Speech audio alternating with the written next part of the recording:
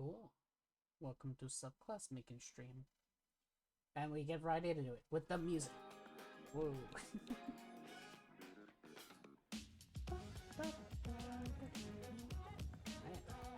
So, it's been a while. I've been tired. I haven't really got around to it, but the session 0 for the subclass. Void subclass starts on Monday? Yeah.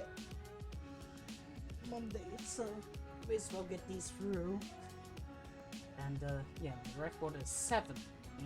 So, and I need to get 20 done, so oh boy. This is gonna be a lot.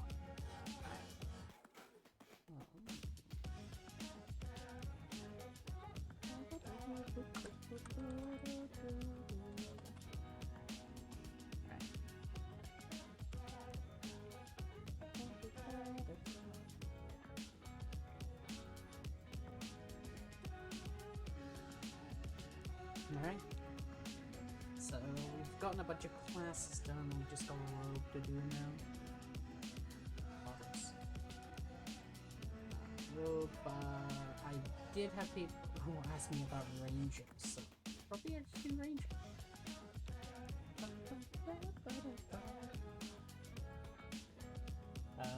And I've come up with the very good decision of how about instead of 20, we have 17 because fuck artificers.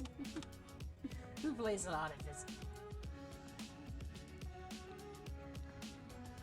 Someone said we'll go with ranger. I'll probably do artificer in the future, but that's about it. I don't think it'll be something that I want in the void campaign because, god, artificers don't like them. Got me.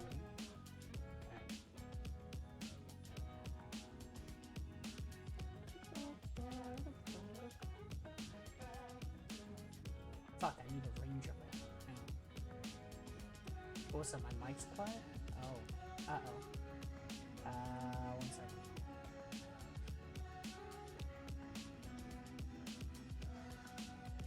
1 second. Test. Is that better?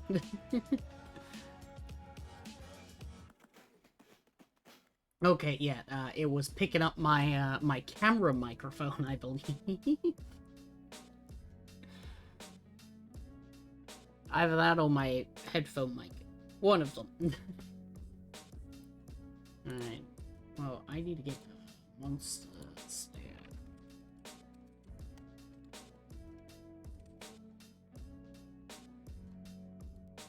No, I need the Reaper of Monsters.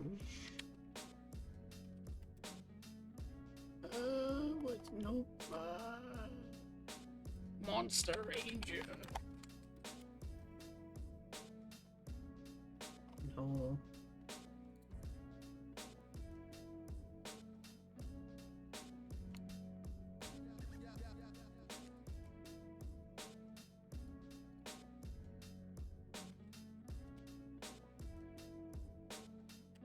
In class. Okay, never mind. I apparently do not have the layout for a fucking ranger. Hang on. I'm gonna have to go to the World Amble.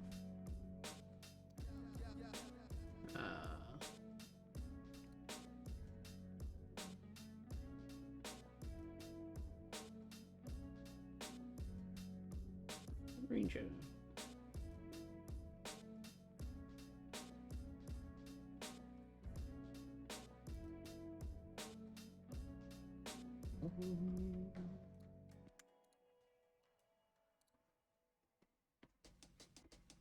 Well, something just said 1 DnD and replied, so just the same. Yeah. Well, all 1 DnD basically go from now go from 3, 6, 10, and 14, I believe. So, 1 second. So yeah, like literally get the 6 feature. There we go. 1 second. Go to Gardener.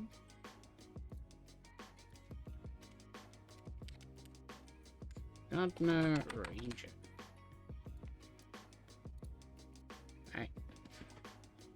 So 3, 6, 14.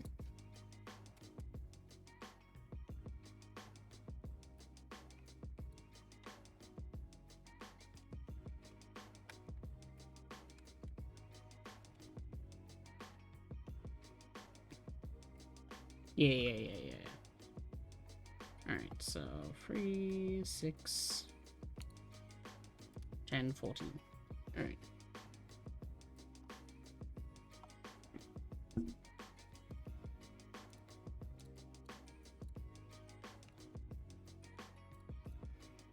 Wait, did I put it? Hang on.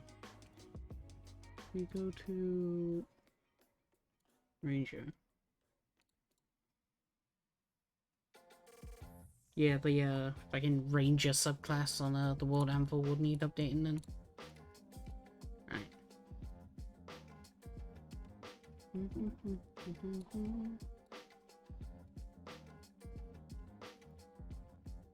Wait for a minute.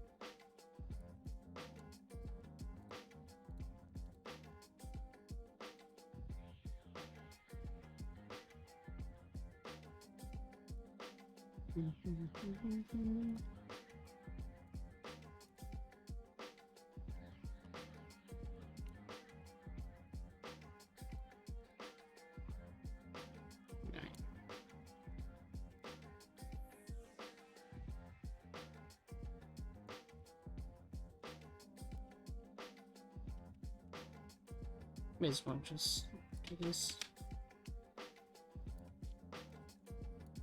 Alright. We got it.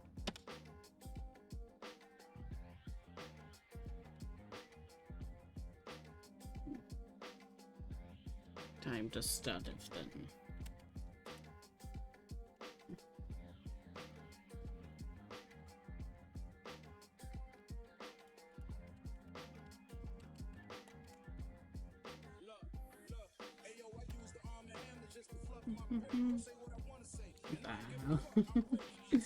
Hang on.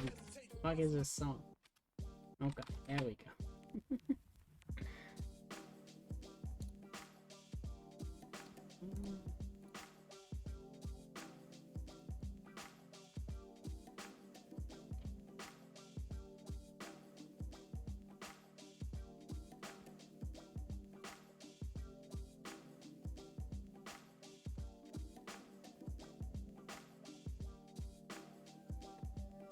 Alright, so I get the ability known as Blossom.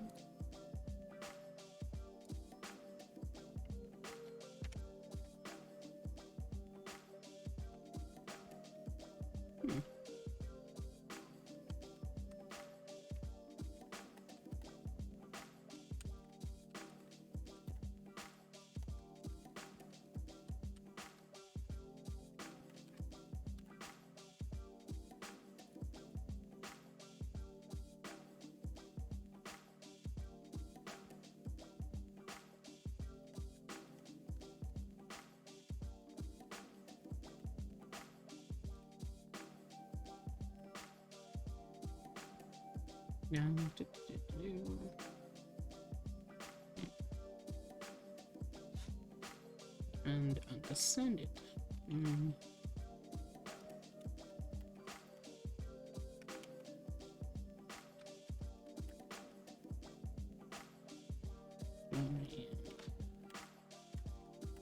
Once per long rest.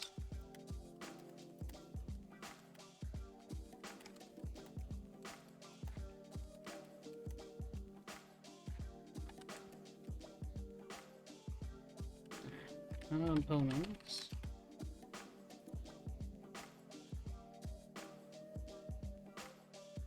Right. Components.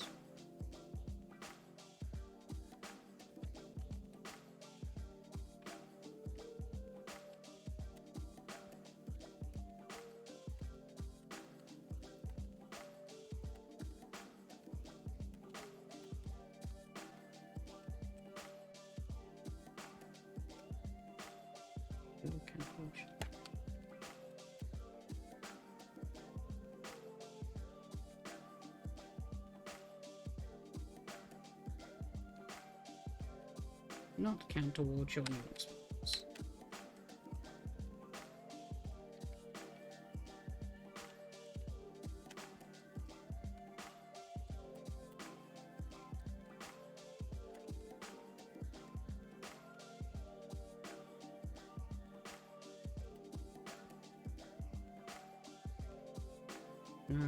Components and the spell was prepared, which would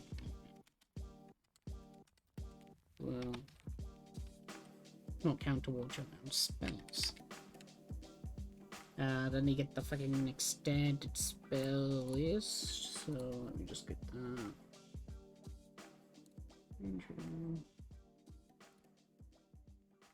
Like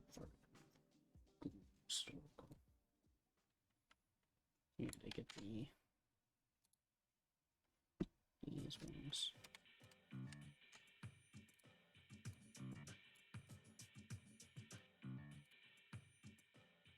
Oh my god. Fucking columns. I just wanted to do it. Oh my god. Oh, this is gonna take a while. No. Base file format. There we go.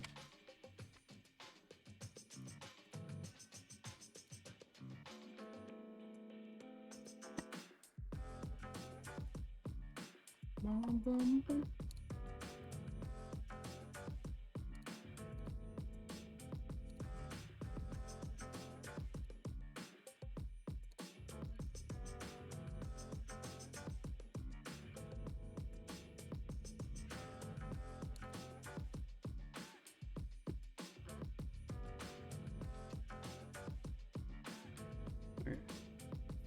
Time to look at some spells.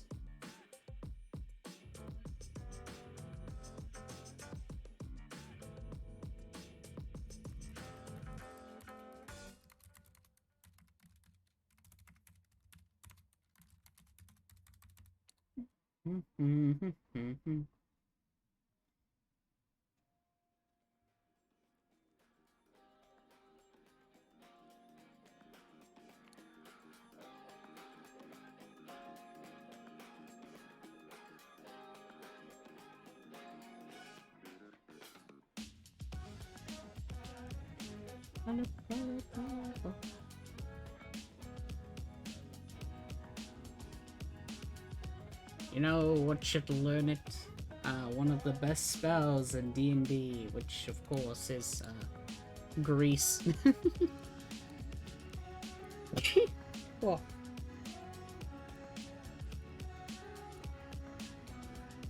Oh yeah, they should also do I was gonna enter a crack. You also crack.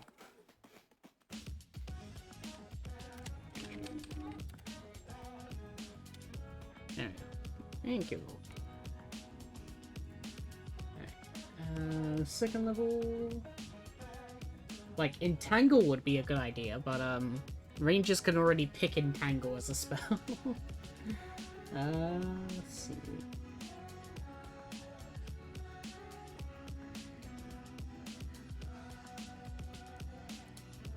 Oh, I think I already know which one to do for second level.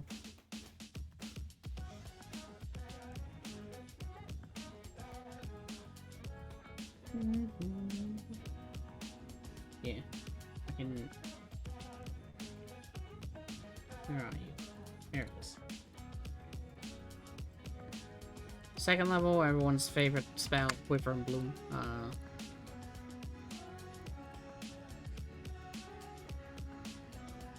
Going for third level.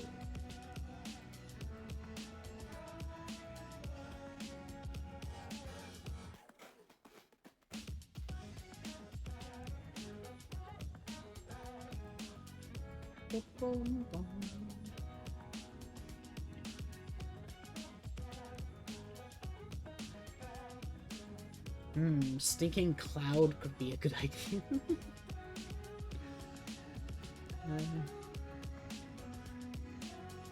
So they already get speak with clients.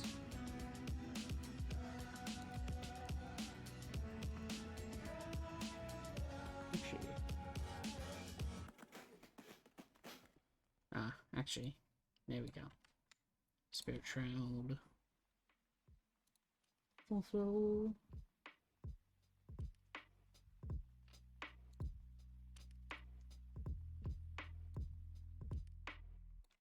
Easy one. No, that's not the one I wanted. That's the one I wanted. Light. Alright.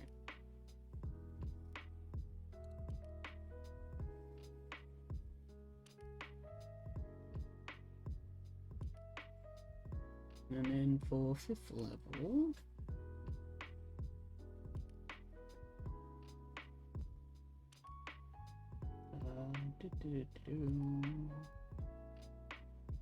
yes, I give them Reincarnate. Only an 18th level ranger could be able to know that spell. Smile.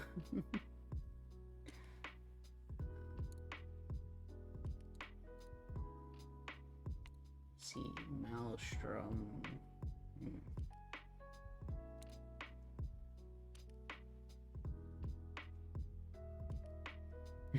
Dance Macabre.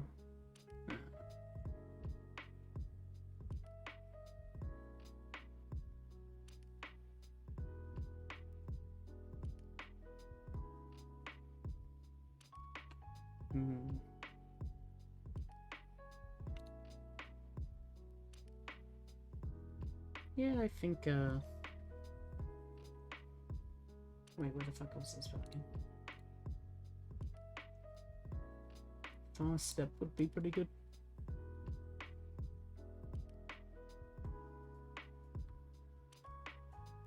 Maybe? Yeah. Alright. Fast step. August. Alright. So I just need to basically copy the text down, which is the Gloom Stalker stuff, but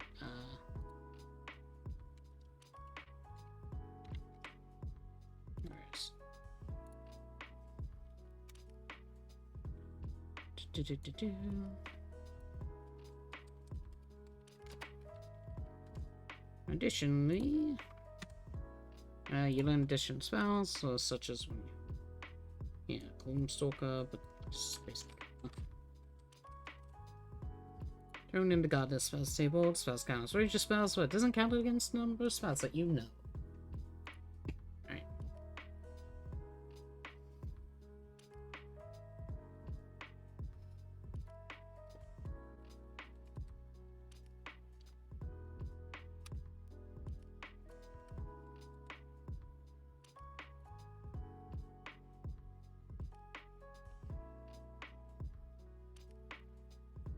Because I think they already get commune with natures. Commune with nature. Yeah, it's a ranger spell. We're good for that. Alright. Oh, it's a ritual spell too. Okay.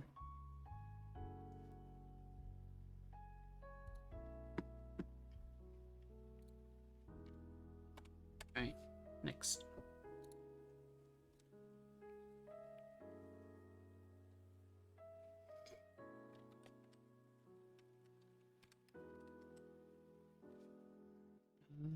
Was rose-colored blossom. Oh wait, no, fuck, I've done the fucking wrong one.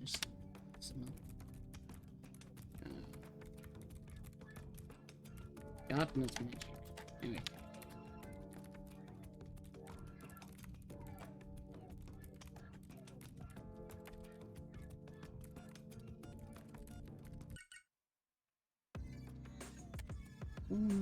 Bottom.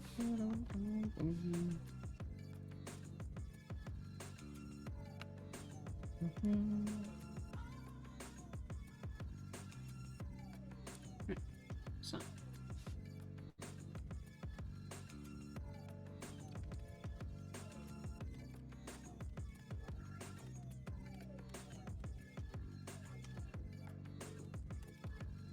When you roll for initiative.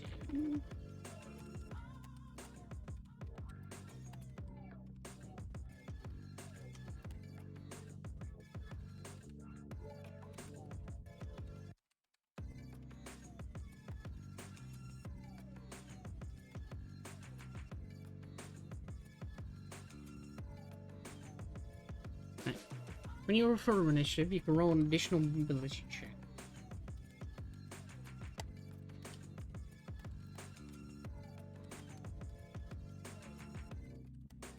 Oh yeah, roll an additional initiative.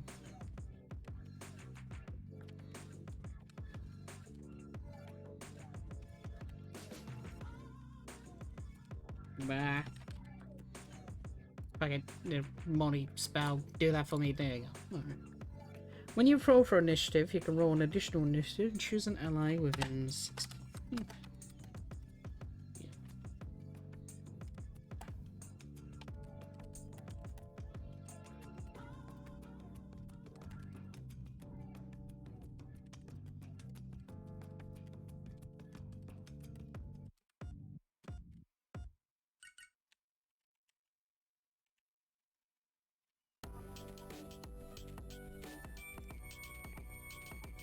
You're rolling so that. Oh.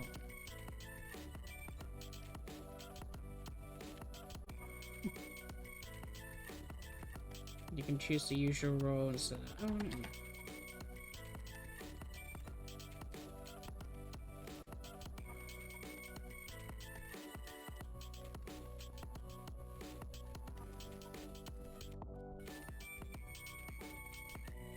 And that should be equal to number roll. Alright. That's that one.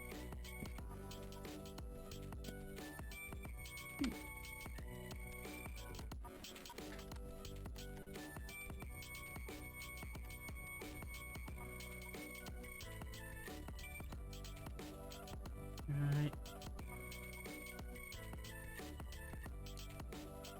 Also, the music's a bit loud on my end. Here. There we go.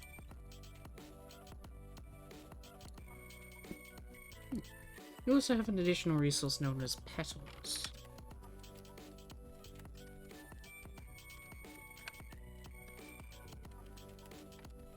Yeah, petals to double.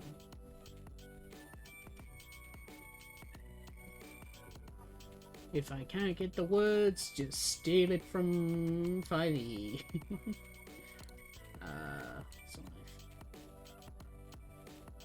So yeah, there it is.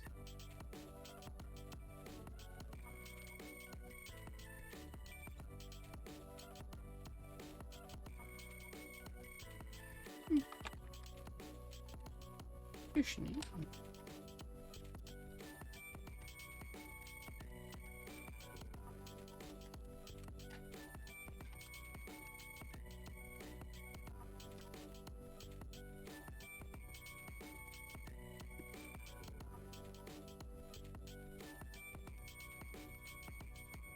Petals equal to twice your proficiency bonus.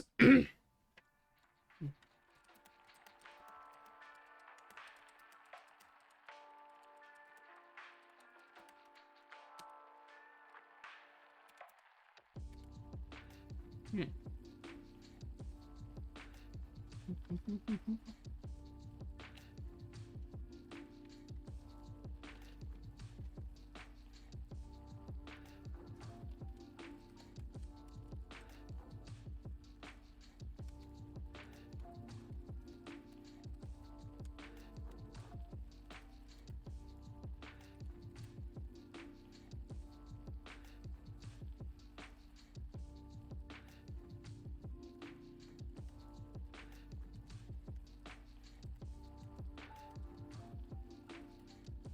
Use a bonus action to expend the amount of petals if you're choosing.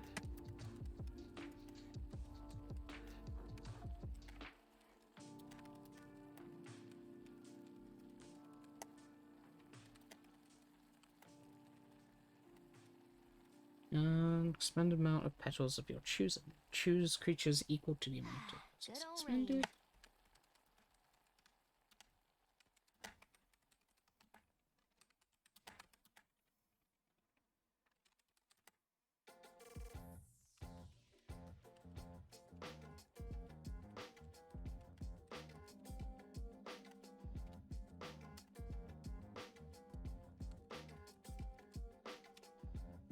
Gain hit points.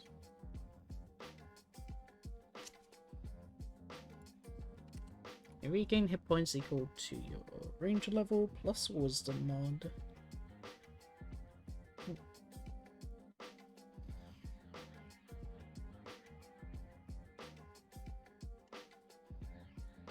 Choose them.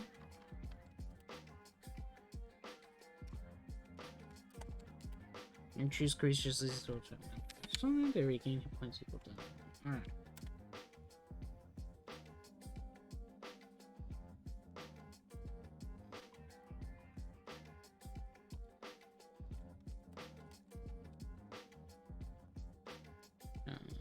Yeah.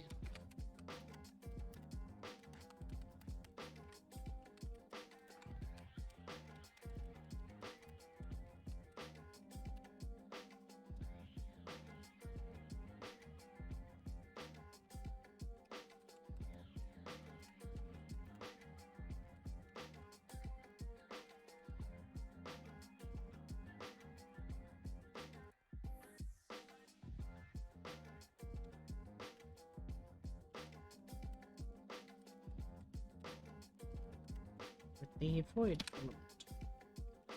When you hit with a weapon attack, you can expend petals to deal additional damage with the void element.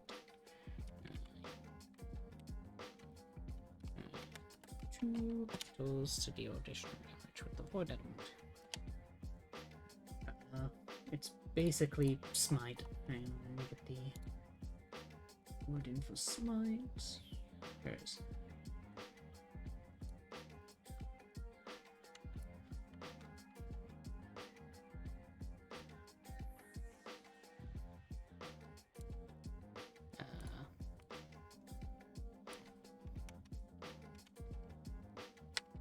Damage is 1d8.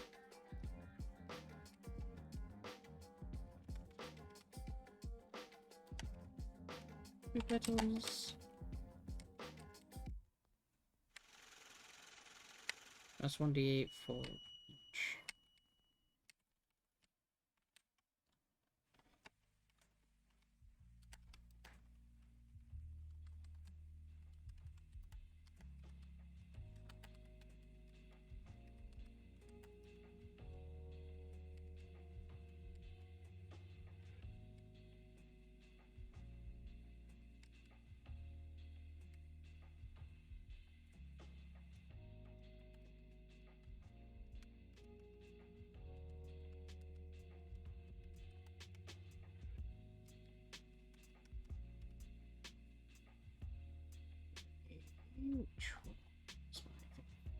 Oh wait, no, there's an even better idea. The damage increases by 1d6 if the target is a favored enemy.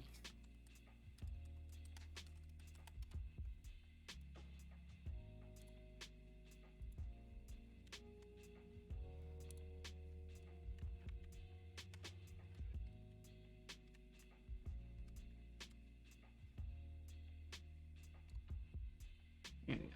How do you decide what features of the voice class above and beyond what regular subclasses will get? Basically they get more higher level shit at lower level. So for example, Gardener Ranger, they get fucking the whole where is it? There, Speak with Plants, but Speak with Plants is a 3rd level spell. Normally you don't get a 3rd level spell from like basically anything until you're like level 5, because that's how D&D usually balances stuff.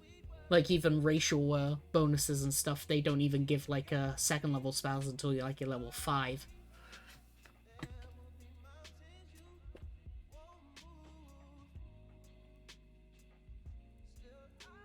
There we go.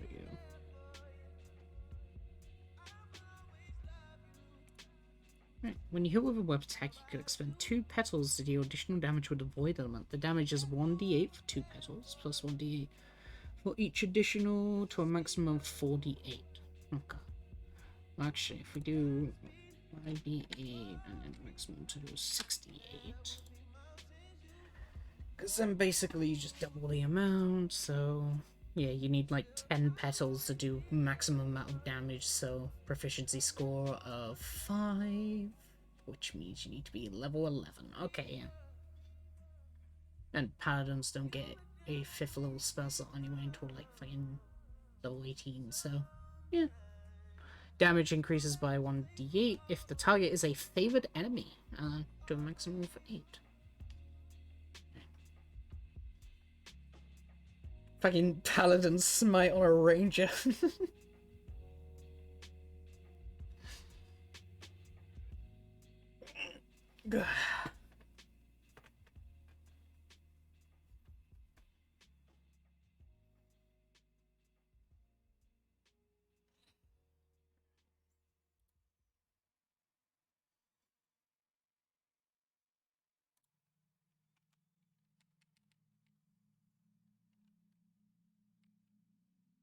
Additional 2 petals expended. To a maximum of 5d8, the damage increases to 68. Alright, there we go. And it's the roll of 3, so I have an additional thing.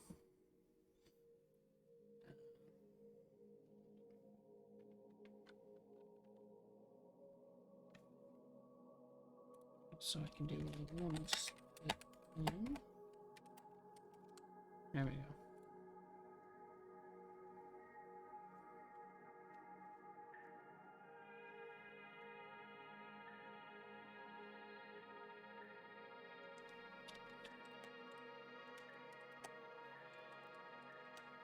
That's an action.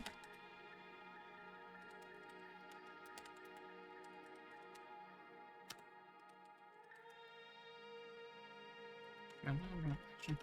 When you cast.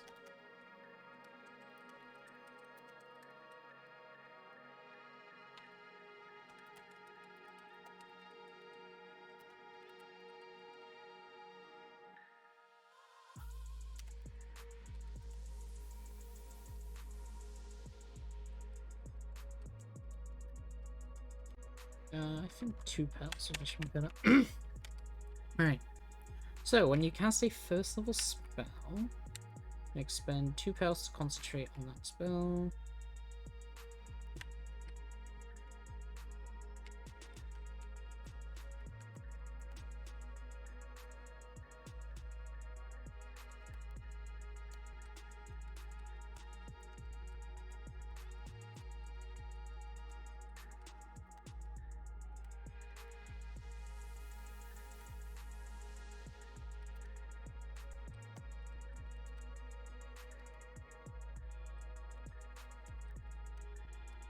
No, prop mod 2 equal to set.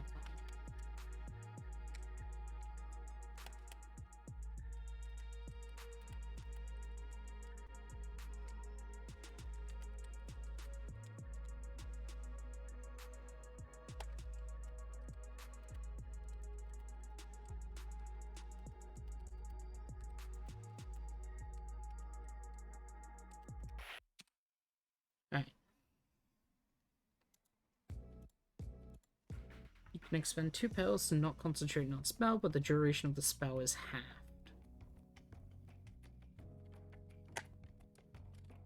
Additionally,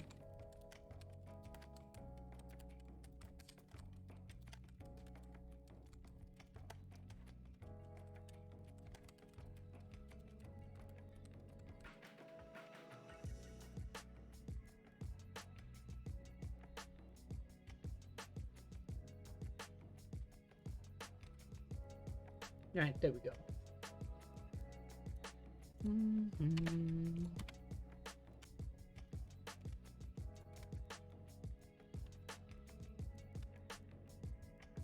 Alright.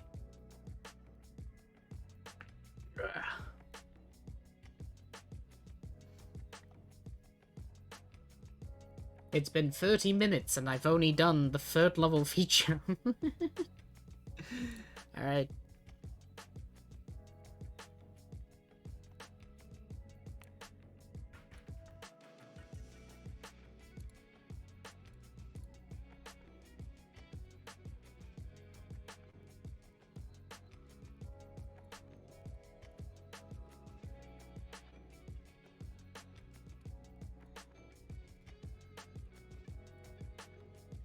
There.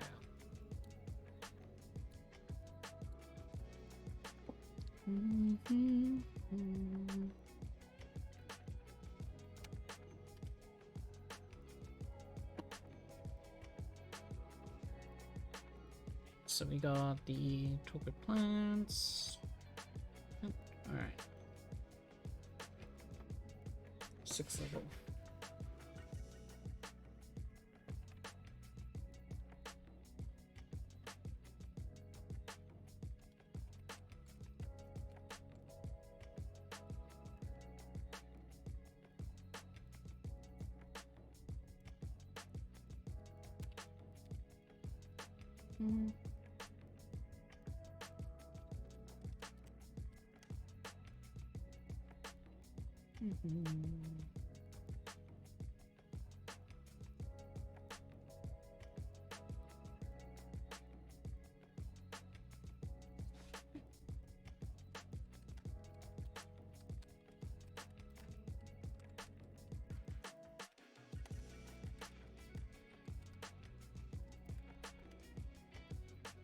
And choose 2 additional features that your petal.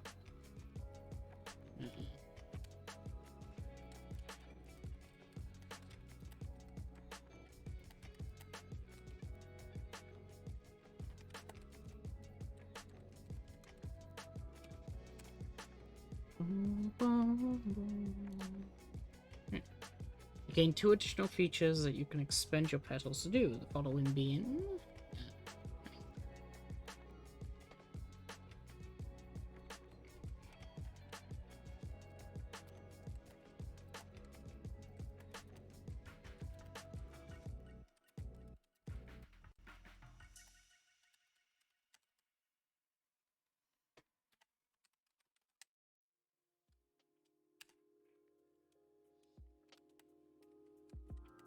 use your action to expend 1.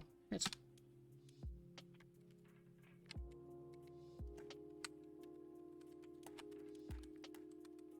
see, is hit 1 attack roll. You can use your action to expend 1 petal.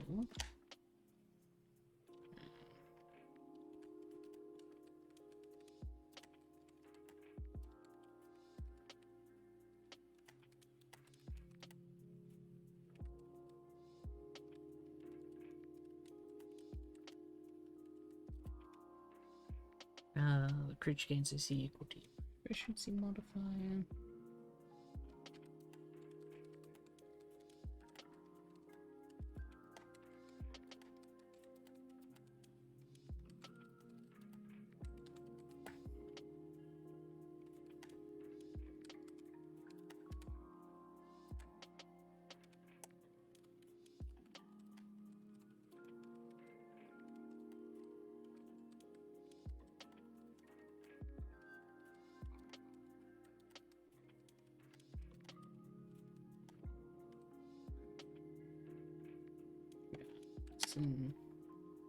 This damage applies regardless of the attack hit or... See. Alright, so... when a creature that you can see is hit with an attack roll, you can use your reaction to expend 1 petal. The creature gains AC equal to your proficiency modifier, and the attacker takes void damage equal to half the damage it dealt. This damage applies regardless of the attack skill hidden or missing with the new AC.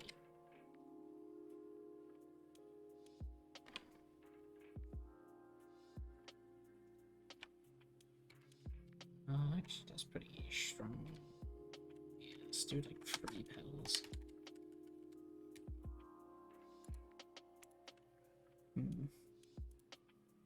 Actually, wait. If I do 1 petal,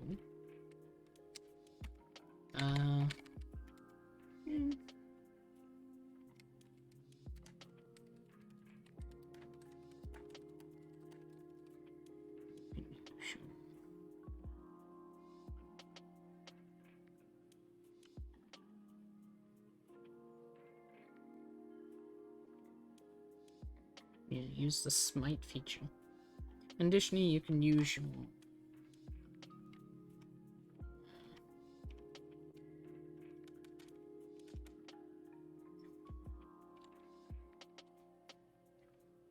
gains AC to your proficiency modifier. If the attack still misses, you can make a weapon attack. How about that? And if the attack... Let me talk my shit. What the fuck? That surprised me.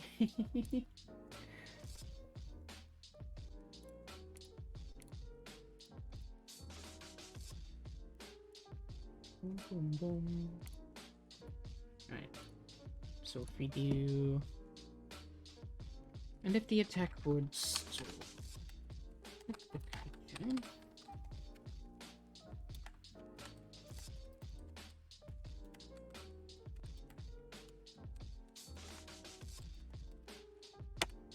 There we go. Also, this music's pretty surprising, so instead... I've been getting a little bit into a Library of Ruin now, so why not get some Lobotomy Corporation music? Hang on, let me fucking... all songs. Alright.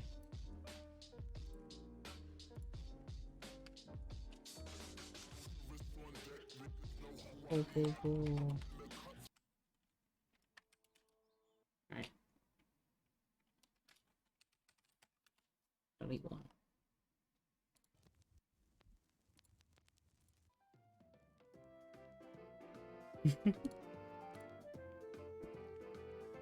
One woman, that's true. Yeah. It's Halloween, so, you know, it's time for some cool, wholesome music.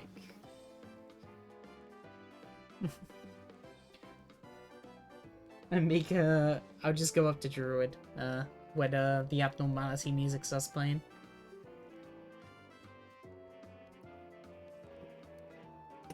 They're all about, like, abominations. Let's see. Begin following features that you can expend powers to do. The following being when a creature that you see is hit with an attack roll, you can use your reaction to expend one petal. The creature gains AC. And if the attack would still hit the creature, you can make a weapon attack against the attack.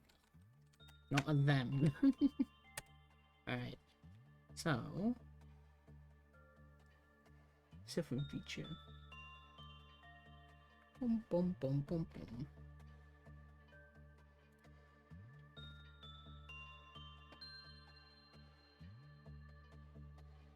Also, I can pull, like, the, yeah, there we go. So, second feature then.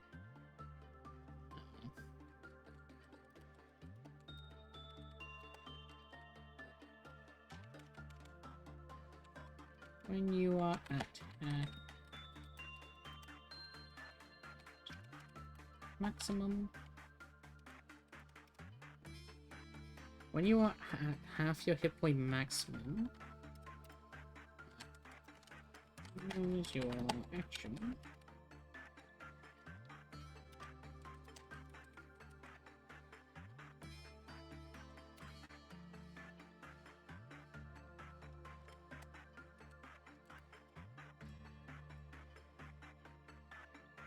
Use your action to expend 3 petals.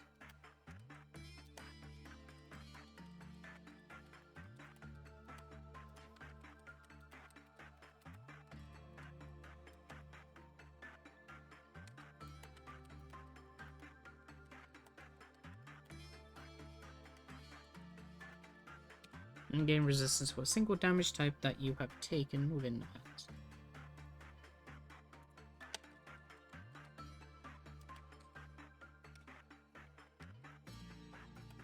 Within the past minute.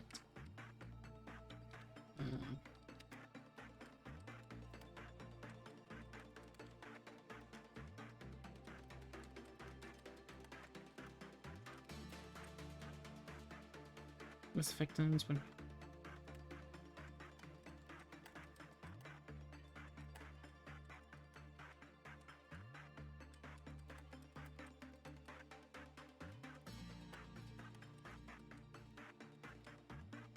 This effect in.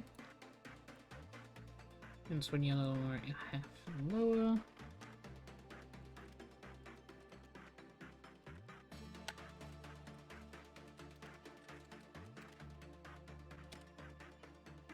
Effect ends when you're no longer at half your.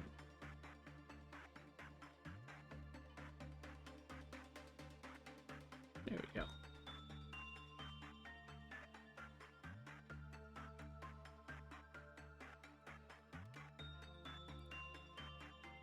If I just... Eh. There we go. Alright.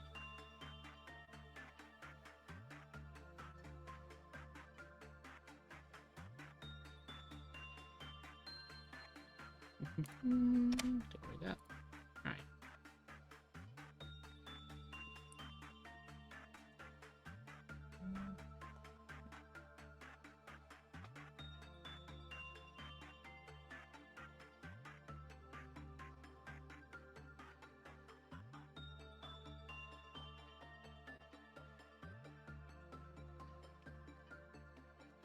Time for the little.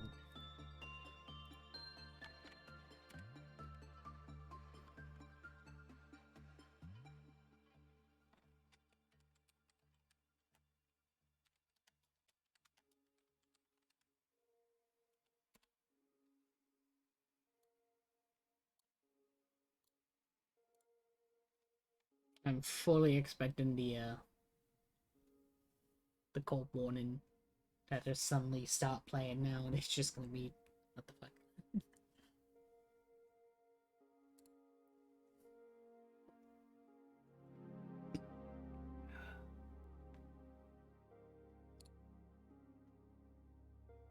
Alright.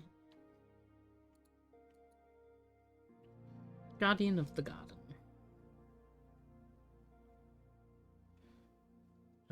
Let's take a look at subclasses.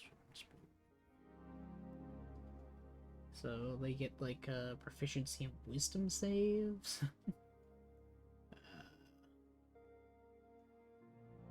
Once in each turns when you miss with an attack, you can make another attack as part of the same action.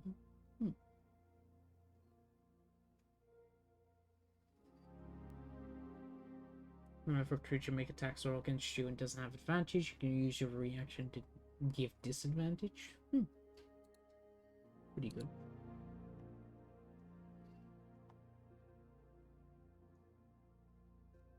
I just noticed that Ranger doesn't really have...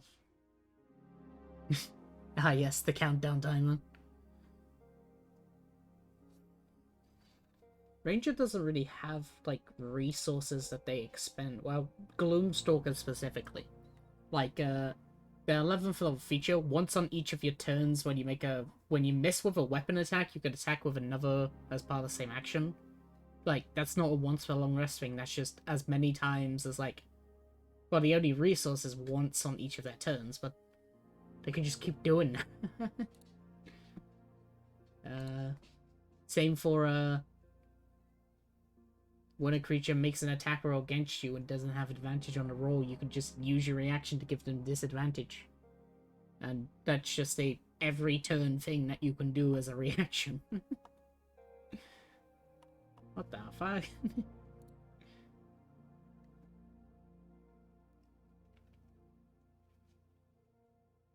Yeah, like, favorite enemy thingy is like the resource one, but that's because Dash has remade all that. But even now in 1 DnD, they literally just said, hey, yeah, you do like a full minute of you know, Hunter's Mark, no concentration, still gotta cast it though. But you could just have Hunter's Mark.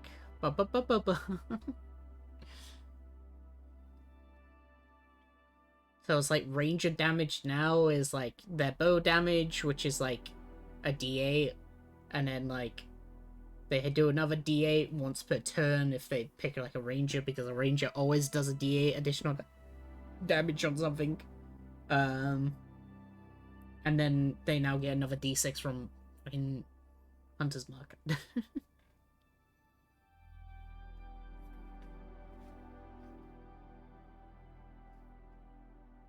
So yeah, that's like 2d8, 1d6. Plus then the dex spot. And that's if they're not doing melee. If they're doing melee, then Oh boy.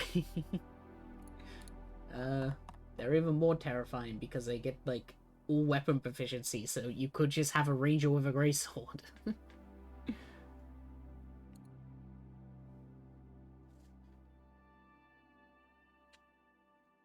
You need to give all rangers and Lucius macro that adds up all to all those different decimals. Yeah. I can. The total damage thing for Lucius's macro is not too good though, because it doesn't, like, you can't add the damage if you, like, it adds the damage if I miss, which wasn't a problem for Lucius because I had a plus 16 to hit anyway, so I would never miss unless I rolled a nat 1. So, like, the only yes, the only thing that wouldn't add the damage is if I rolled a nat 1. So it's just like my total damage, it's just, I just keep hitting.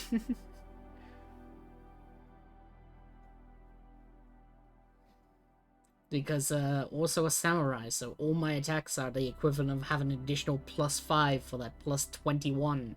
And every creature had like 22 AC, so good.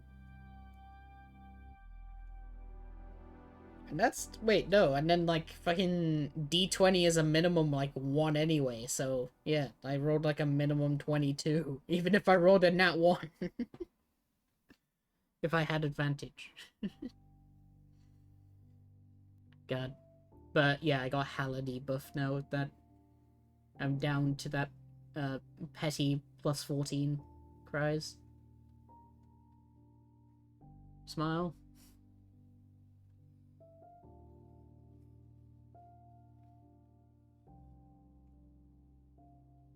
Only, yeah.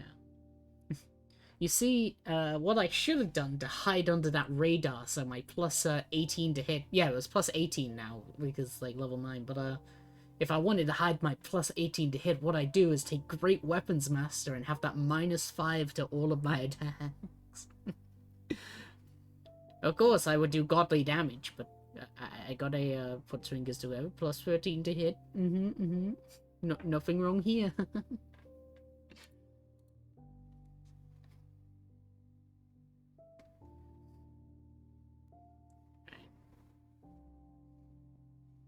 Until a DM realized, oh, wait a minute, why are you doing additional plus 10 damage on everything?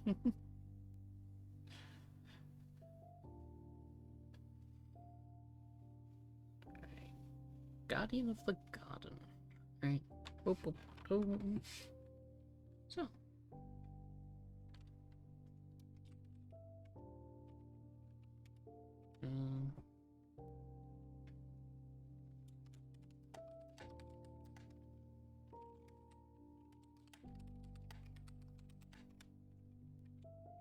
Give allies your petals.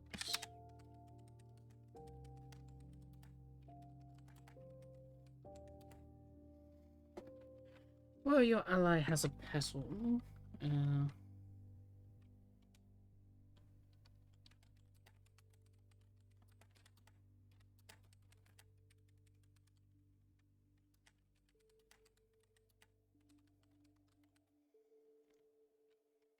And have 0 hit points. They will instead 1.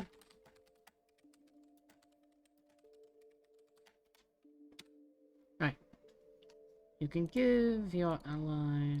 You can give your allies your petals. While your ally has petal and is reduced 0 hit points, they will instead be reduced to 1 and the petal will disappear. A creature may only benefit.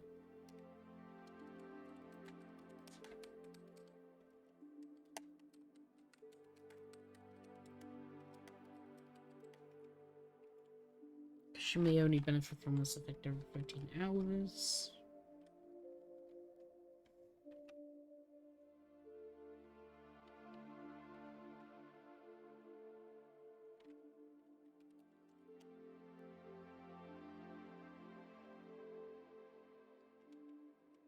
Yeah, just that.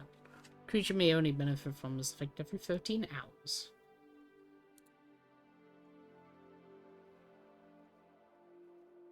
So, Party Death Ward at the cost of like 6 petals if you're gonna. Can you benefit from yourself? Hmm.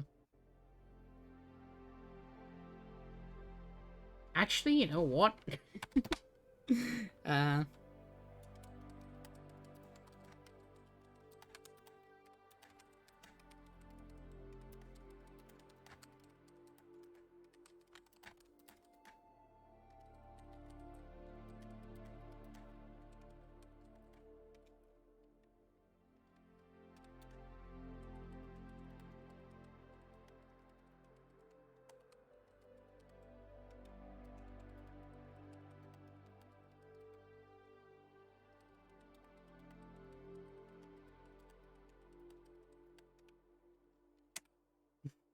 There you go. You get an amount of petals equal to double your proficiency mod.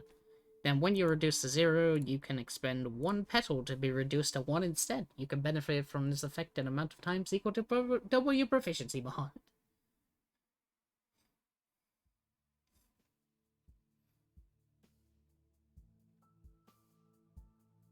The no button. Ah yes. The no button, indeed. And if you're going, oh boy, that's strong and broken, looks at 10th level Long Death Warlock and Monk, where they can do that 10 times.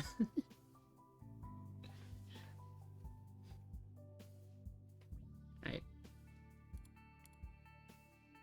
Hey, Fire. Yeah. It's been an hour and I'm still on the first, Ranger. Yeah, but that's Monk, this is Ranger. Well, Monk attacks more than Ranger. Okay.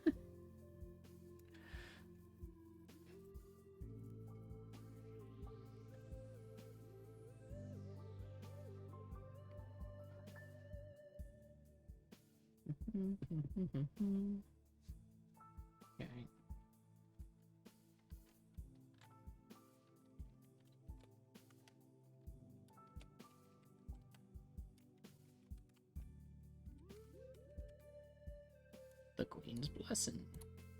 People.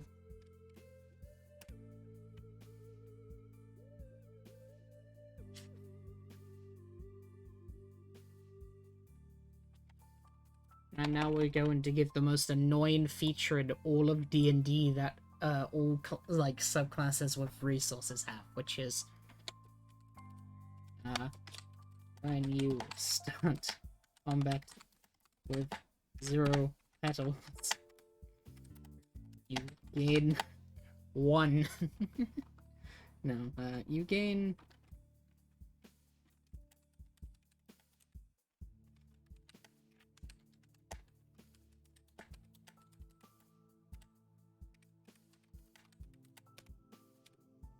There we go. When you start combat with 0 petals, you gain an amount of petals equal to your proficiency.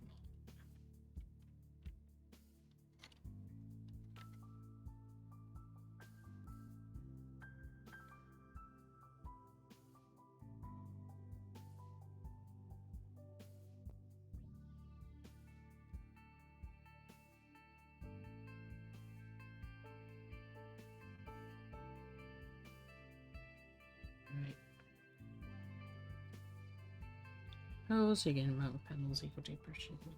So by the time that we're going right now, because we have 17 subclasses to make, it took an hour to make 1, so it means we got 16 hours left. Alright. 16-hour stream, let's go. When you start combat with 0 petals, you gain amount of petals equal to proficiency mod. Yes.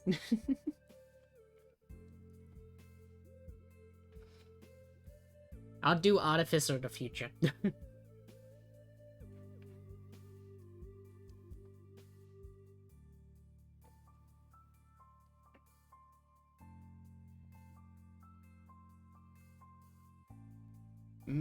That's also true. They're only going up to level 6 or 8, so... What you know, let's see. How many is in the group? Because it entirely depends on how many there are. See game. There's 4, so double that. Yeah, they're going up to level 8. People.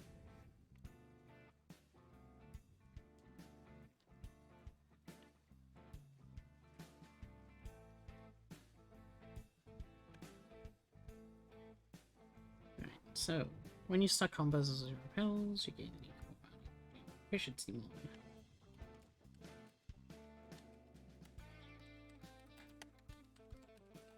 God, this fucking music's really good. What the fuck? When you reduce a creature to 0 hit points, to 0 hit points, or an ally is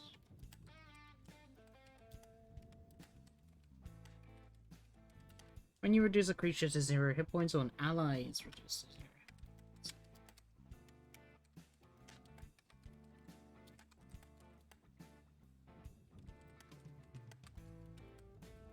Alright, name 1 petal and can use your reaction.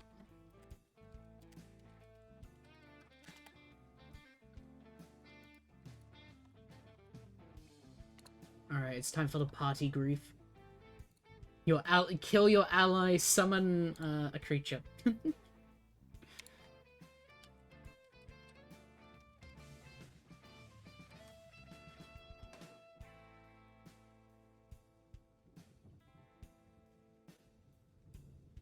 Yeah, there it is.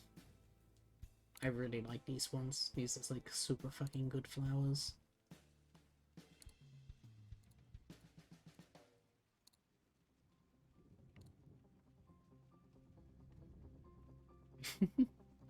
Ah yes, the friendly fire features. Look, it's like, ah yes, my ally has died. Well, now I can use my reaction to conjure what's known as a corpse flower.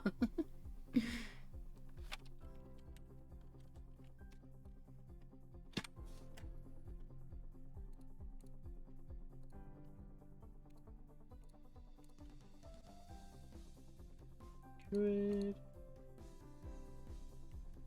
Sport Druid. 6.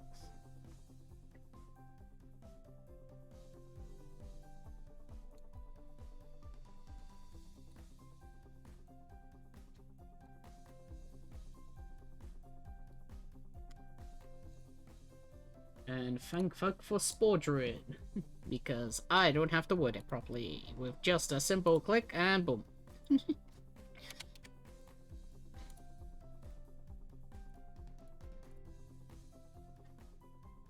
In a turn.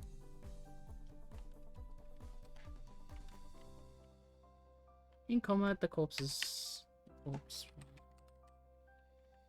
Turn because of medium. Is it 1 melee attack? Well, I believe corpse flowers can actually do a lot more better than a simple melee attack.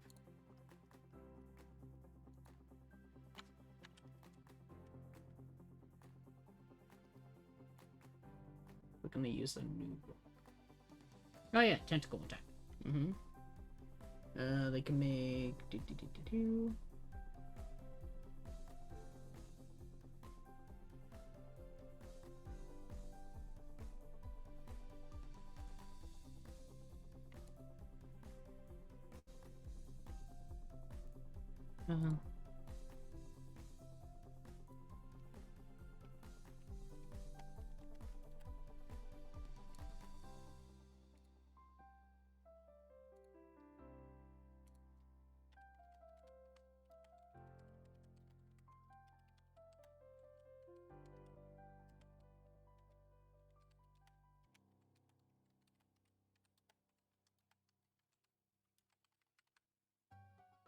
There we go.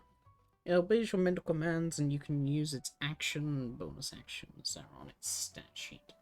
Alright. You can use this feature in times equal to your wisdom modifier.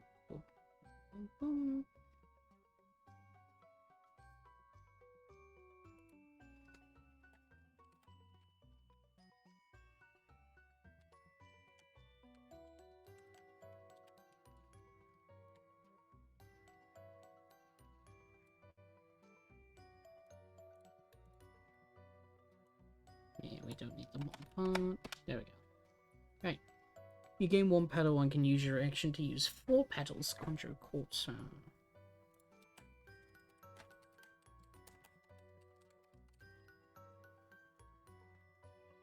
Actually, I just say whenever a creature is reduced to 0 hit points because allies are a creature.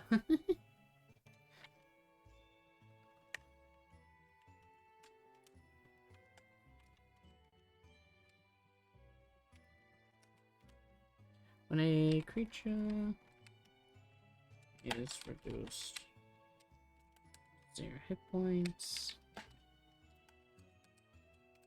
within 5 feet, no, 10 feet. You gain 1 petal and can use your reaction to use tools. There we go. Remains elevated for 1 hour, after which it collapses and dies. No death saves for you to become a flower now. Make a new character. Yes. I mean, you're level 14. People have, like, raised dead and stuff. It's fine.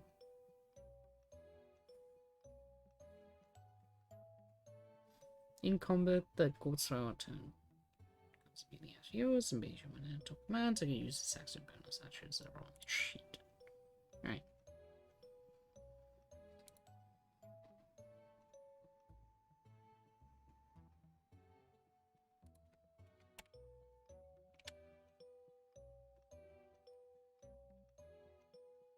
Which doesn't work on plants. Well, you see, Ray's dead. And you targeted the corpse that's on the plant, not the plant itself. Because, let me tell you a bit about corpse plants. They're pretty cool. They got Stench of Death, which is, when a creature starts its turn, within 10 feet of, the corpse file, they have to make a DC 14 con save or become poisoned.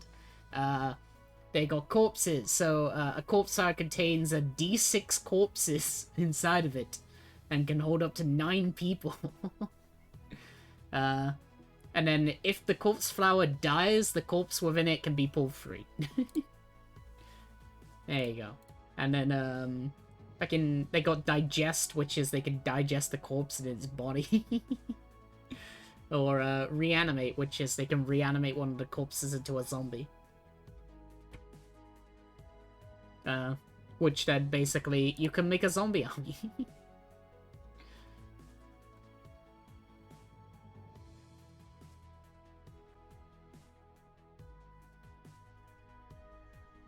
That is, it says conjure a corpse cell from the dead corpse. I could say out of the dead corpse. There you go.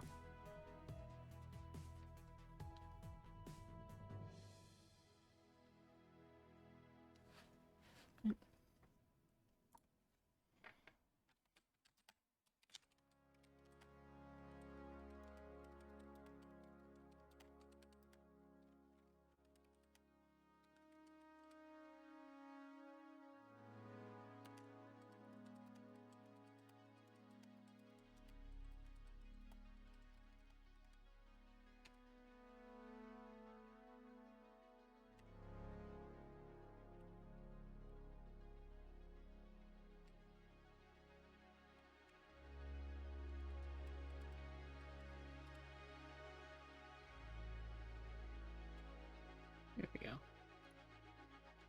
Alright. So you get funny corpse flower.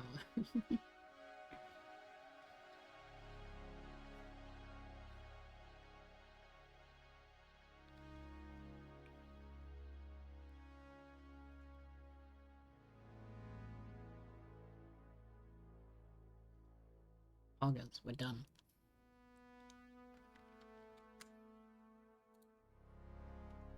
Now let's see how well brackets work in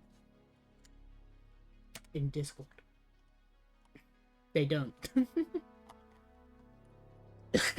Not brackets, bullet points. There we go.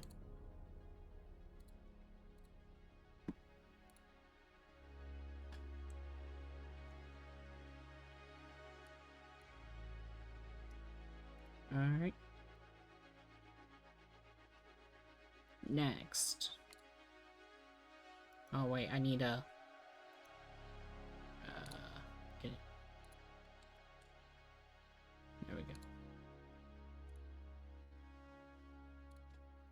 So, Gardener is done. I can mark that in green. Now it's time for Rose Cutter. Which is the corn-based subclass.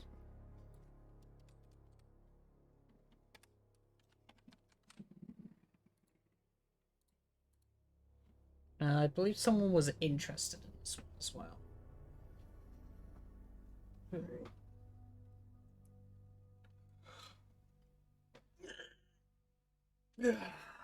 And it only took me an hour and 11 minutes to make. Next. Corner's in the artist. Because his scythe is called the Rose Cutter.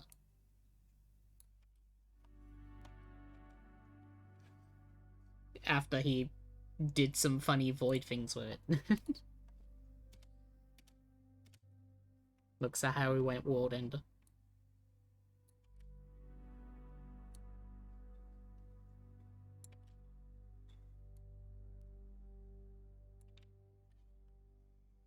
Alright.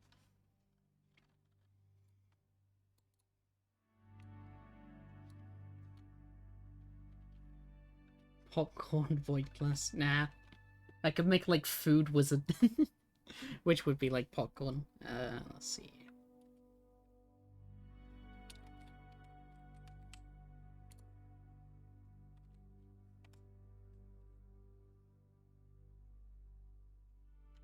Oh, so I made a funny haha meme mistake. Fuck.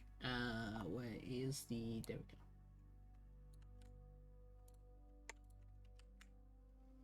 Yeah.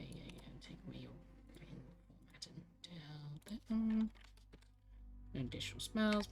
Gardener. Rose color.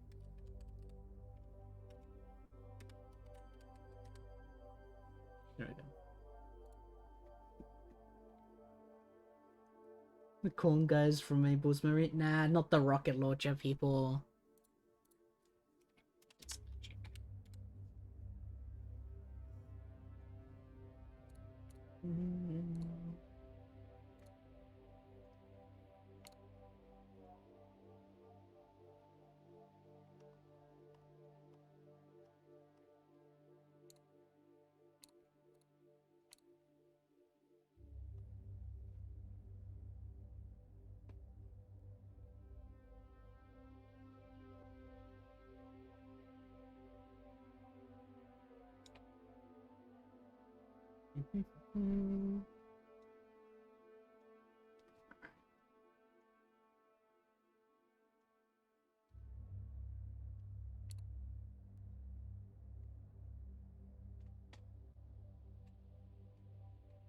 So time for it is magic.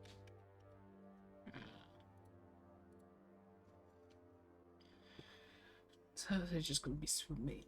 So we need more spells, but I think I already know which ones to give.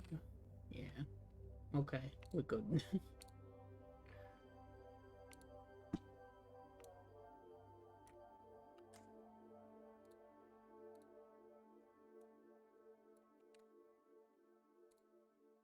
We're literally just giving smites.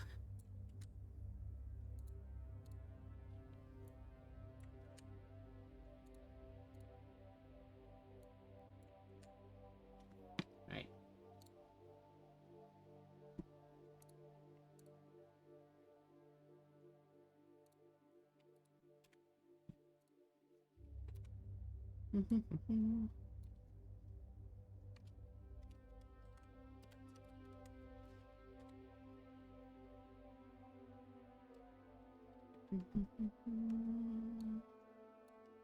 And then it's just this.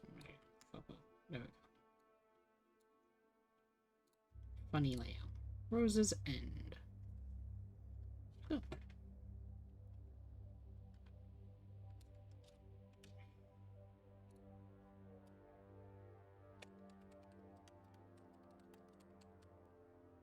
Journey Long Rest.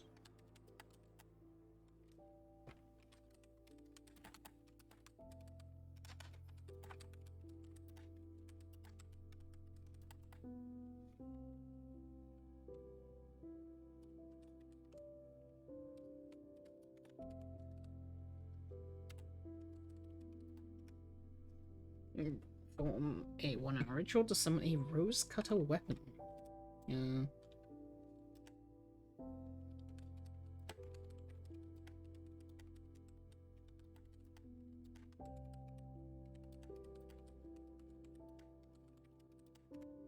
The weapon's form must be a simple martial weapon. Flex the head.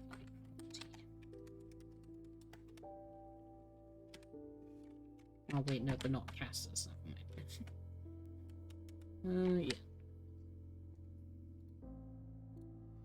Weapon's form must be a simple martial weapon. That'll be your choice.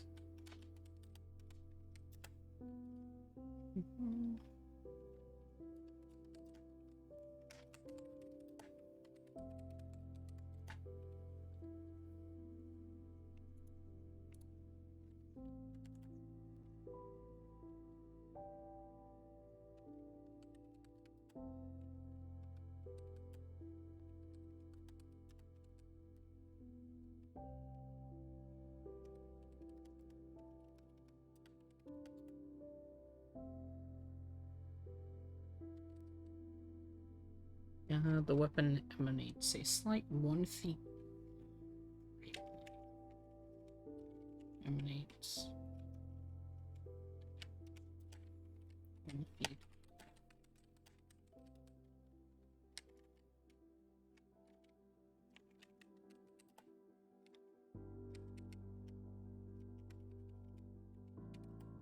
The weapon emanates 1 feet of bright light.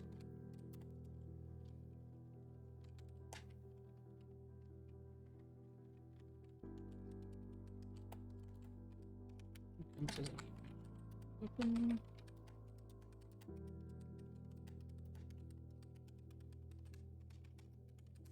Overcoming. No magical resistance. There we go. For the purpose of overcoming non-magical resistance.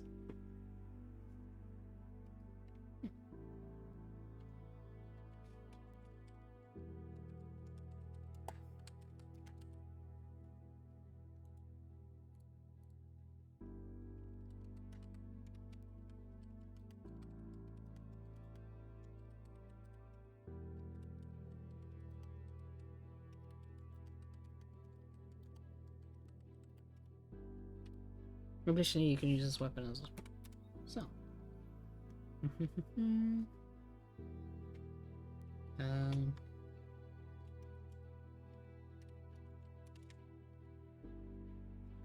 Where's this end? And then the whole yada yada yada ritual stuff.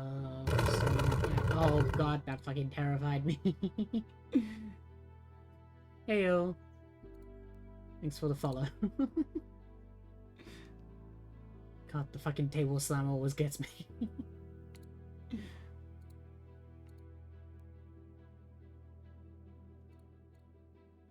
Let's see.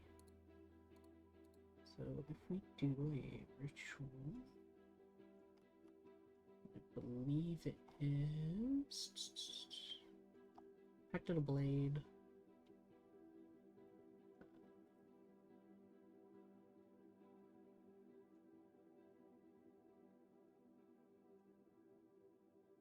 I can't affect a sentient magic weapon. The weapon ceases being your packed item if you die.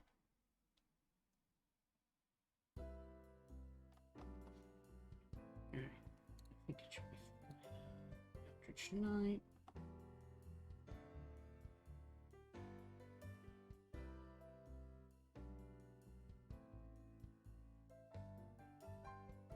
Yeah, so you can resummon it. Oh, my mic is low? Uh-oh. It could also just be me whispering. Hang on. Maybe it's my filter thing. Yeah. Is this, is that better?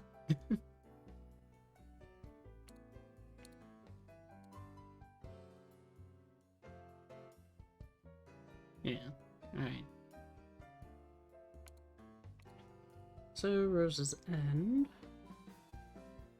Alright, thank you. Additionally, you can use weapon spellcasting focus if he was lost, destroyed.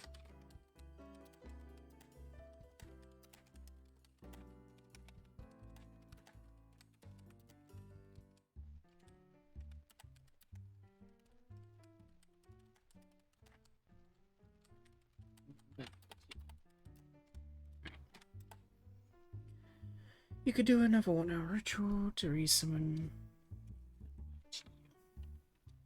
Right.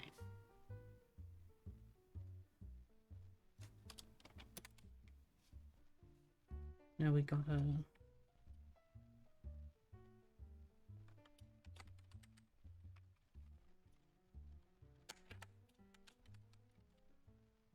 What's cut?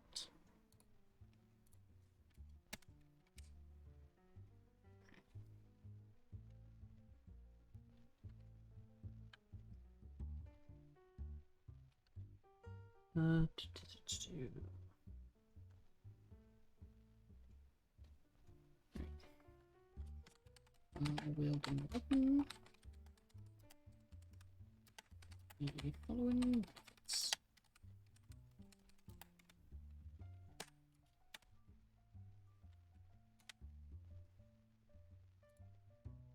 While wielding the weapon, you get the following benefits. So.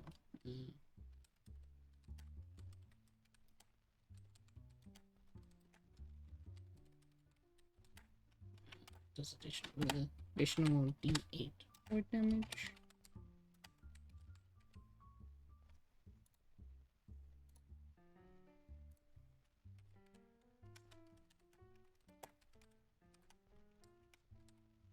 Once per turn, your weapon damage does additional D8 void damage.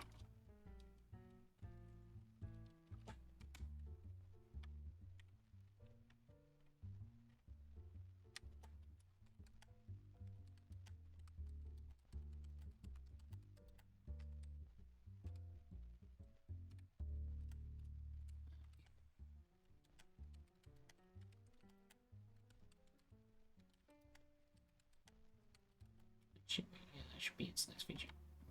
So once per turn, your weapon does additional D8 void damage. At 10th level, this turns to 2d8.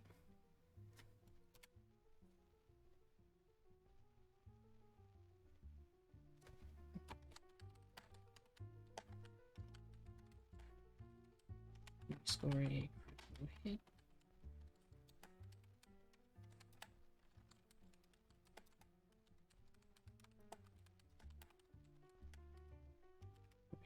$20.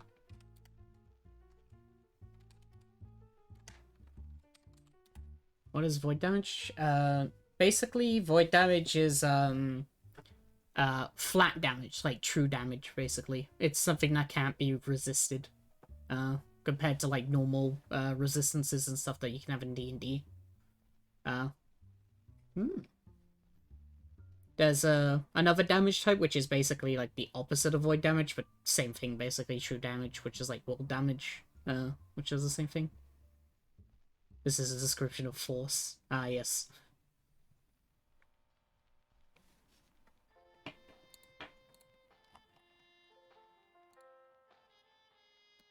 Because I know that force damage is basically a normal element in my world. Like, things will have resistance to force damage.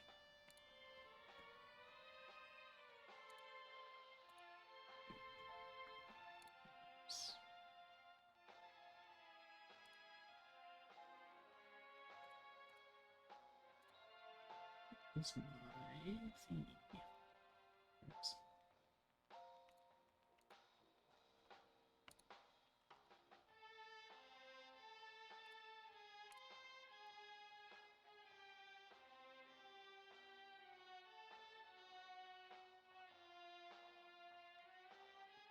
Some construct design for this? Oh. Yeah, because I know that in base D&D and that, like, no creatures have immunity to force, besides, like, 1 or 2, maybe? around then. But how I do games and stuff is that I don't use anything from the bestiary. I always use my own homebrew stuff. So if it has force resistance, then it's basically because force damage is a different sort of thing compared to unavoidable damage. Let's see. 20. Creature with 20.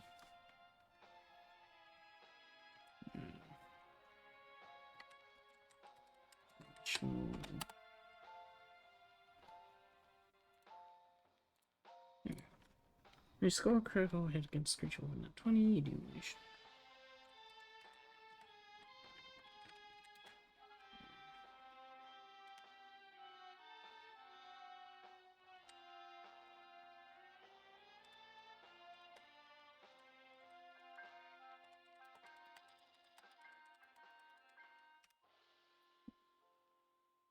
Score critical hit with a creature within a 20, you deal additional d10s equal to your blood damage.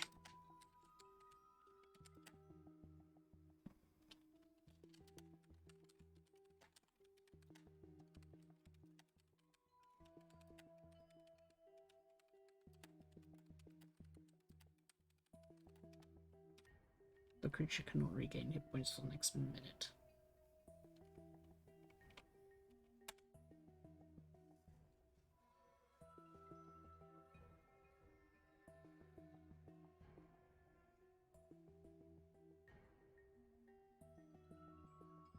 Yeah, the basically void classes are big strong buff ones, but yeah. Because basically for void classes is that they're like super rare, like you're not supposed to really pick them usually. But I'm making a campaign that's well, having a campaign that's starting up next week that's all about the void stuff, so they can only pick void subclasses.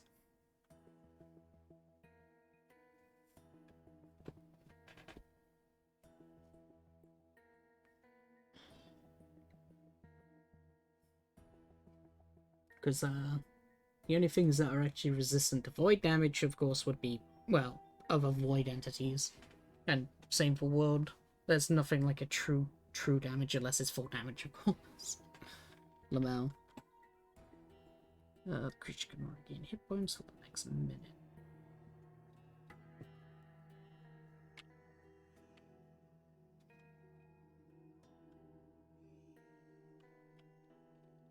Dragon type Pokemon, yes.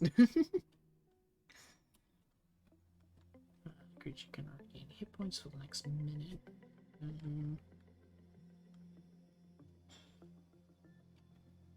Wielding your rose cut.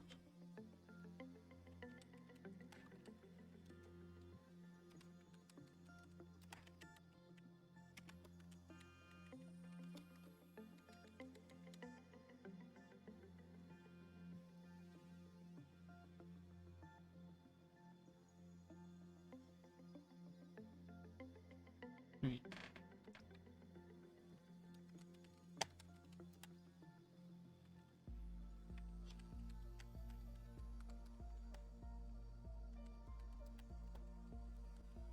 No, it's when you miss.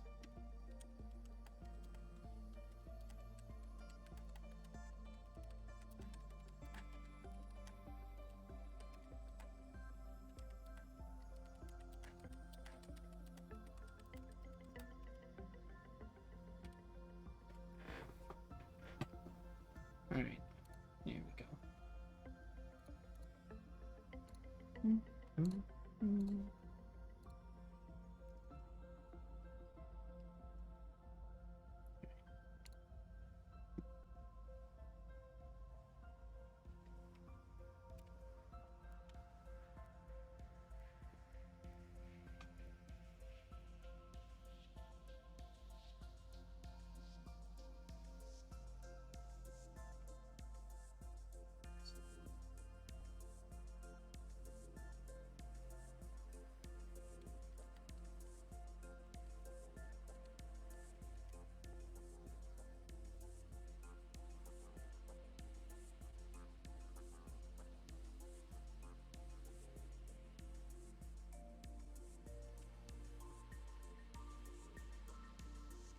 If you are wielding.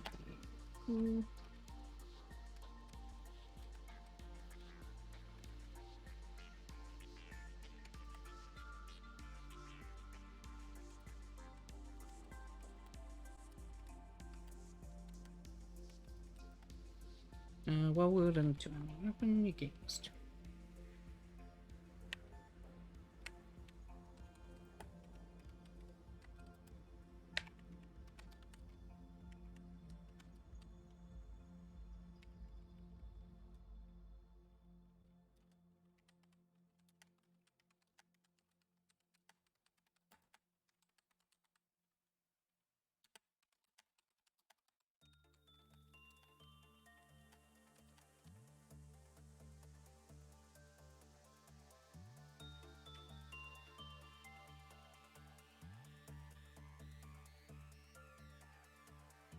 There we go.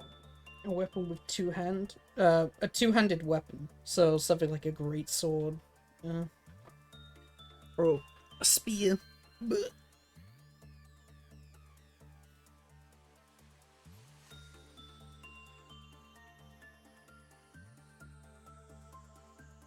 Well, so yeah, the drawbacks are less of the mechanical wise from the subclass itself, and more of the fact that it's RP rather than effects. Since having negative effects on a subclass can be pretty annoying. Right.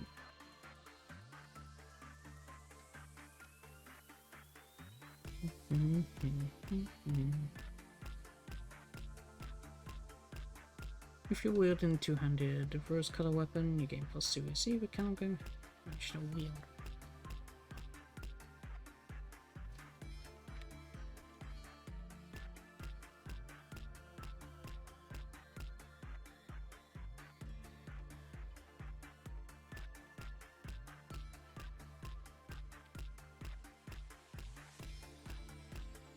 How is that funny in the song?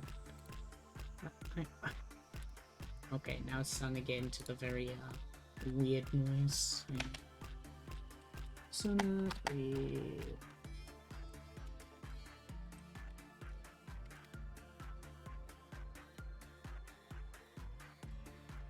I'm just gonna change the music.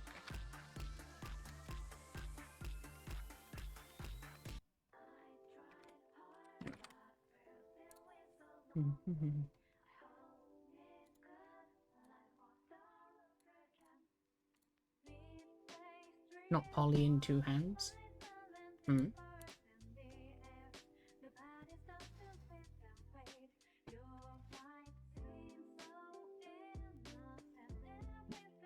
If you're wielding two-handed rose-color weapon, you gain +2 AC, but can shield if you match.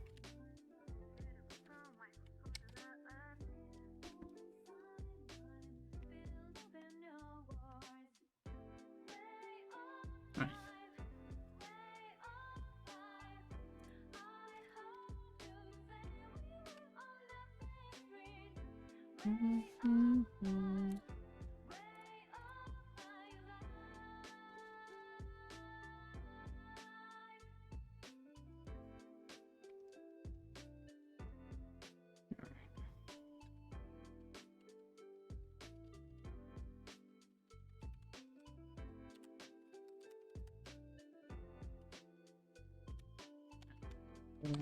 Yeah.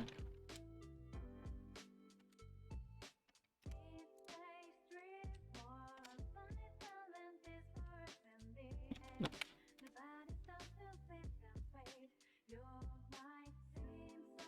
Two-handed but not heavy. Yeah.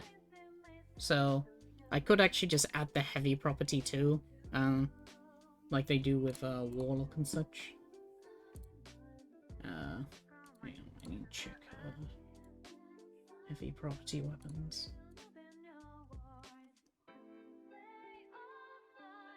Martial weapons. Yeah.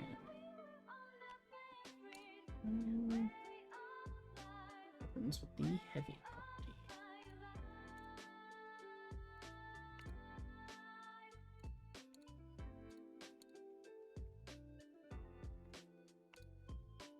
Yeah, because, yeah, there it is. All weapons with the, heavy property also has the, two-handed property.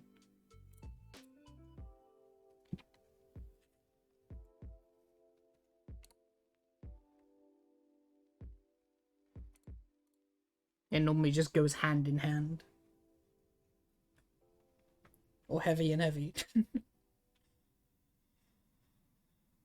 Yeah. Right. If you will Oh, this is a 2-minute song. No wonder why. I was just like, wait a minute, this song's going on for a while.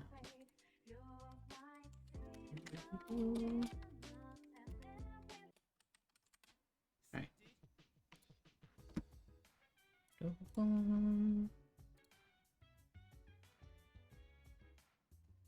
Yes.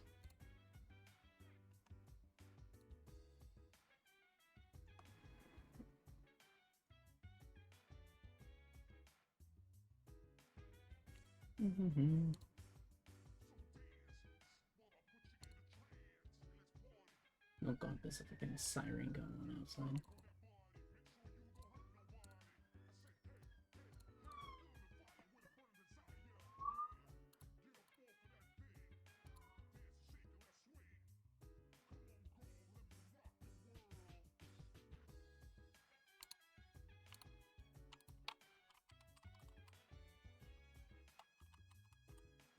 I mean, if you want a great club, go right ahead.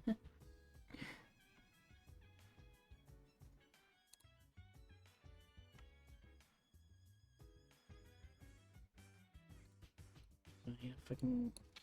I always forget that scimitar's a thing. Yeah, let me get to double-bladed scimitar, two-handed, 2d4 slashing. Yeah. I mean, if you want a fucking double scimitar, go right ahead.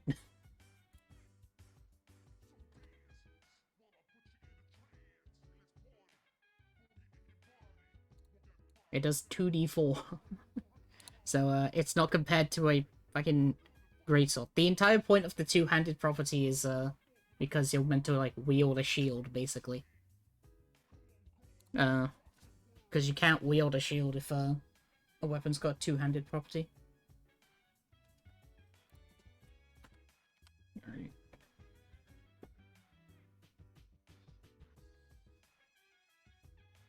Well, if you strap the shield to your face, sure.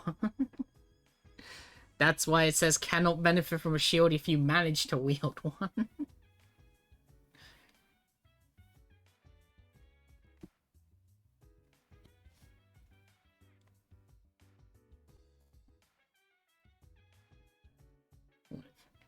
Ah, yes. I almost just read your comment twice.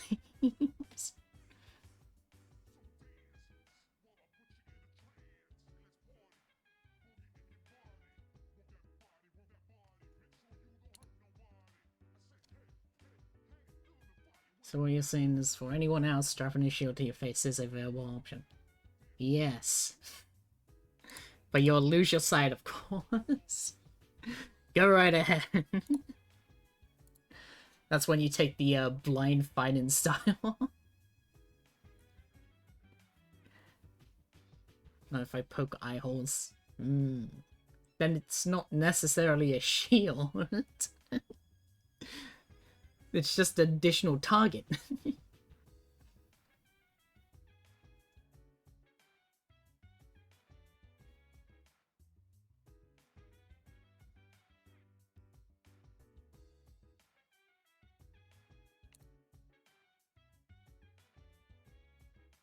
A smaller, yeah, it's just a bad helmet.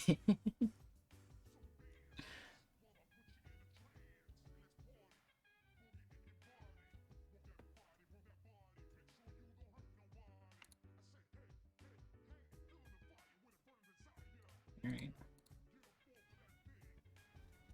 Where is this for? So. That's the fucking. Alright.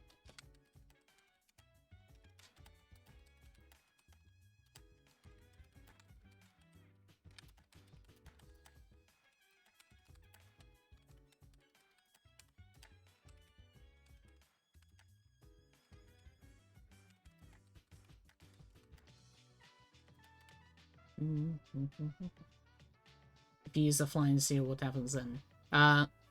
Depends on how animated shield works. Because if it states that you cannot benefit from another shield, because it would count as a shield. Good question. But not like they'll actually come across one. Let's see. While holding a shield, you can speak command word. The shield leaps into the air and hovers in space, leaving your hands. Shield remains.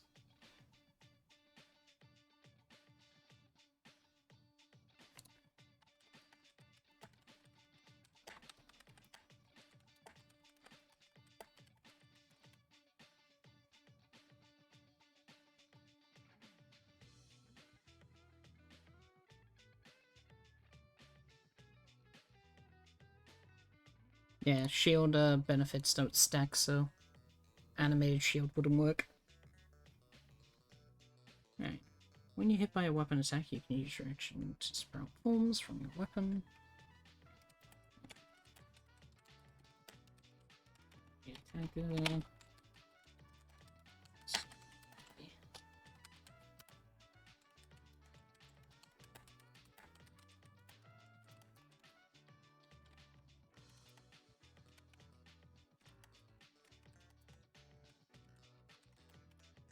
Failure.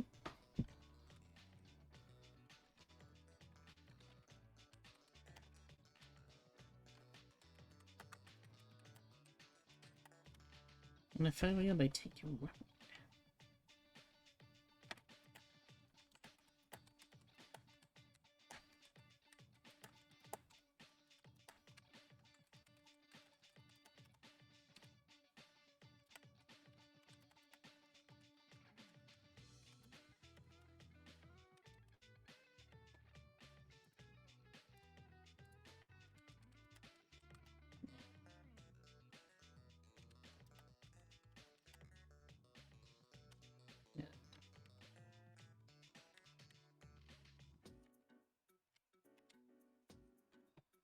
Success, they take no damage.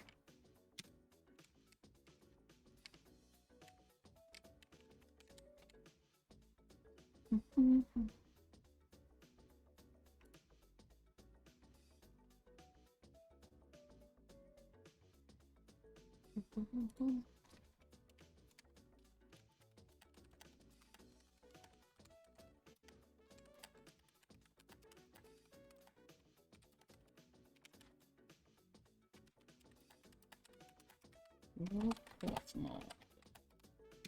Right.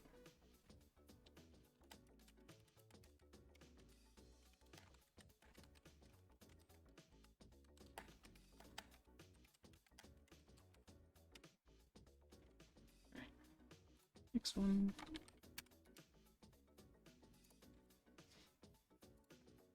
10th level feature.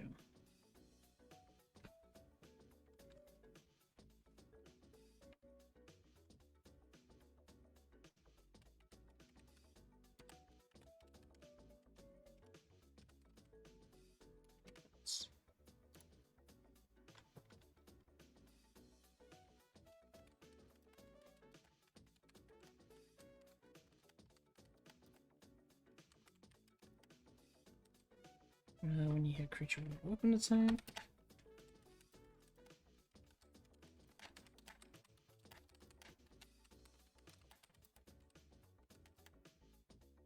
And force the creature to make a save.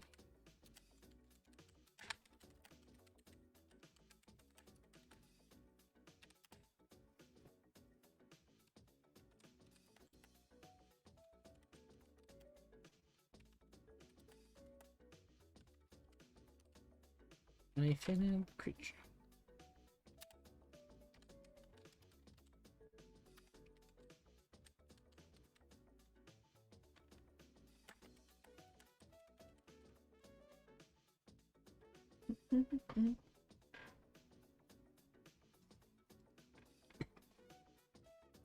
I was paralyzed for 1 minute.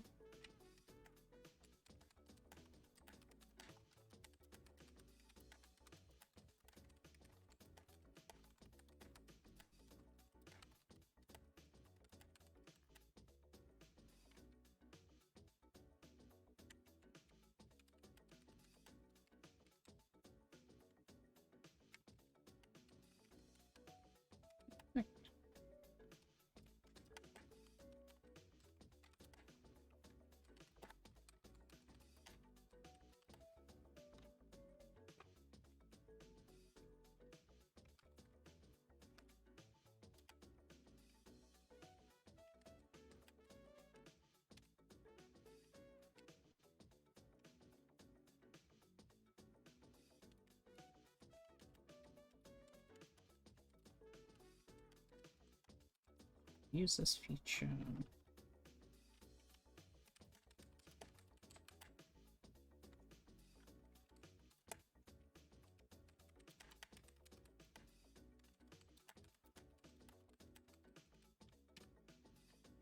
Here we go. Once you refuse this feature, you must wait until a long rest to use it again.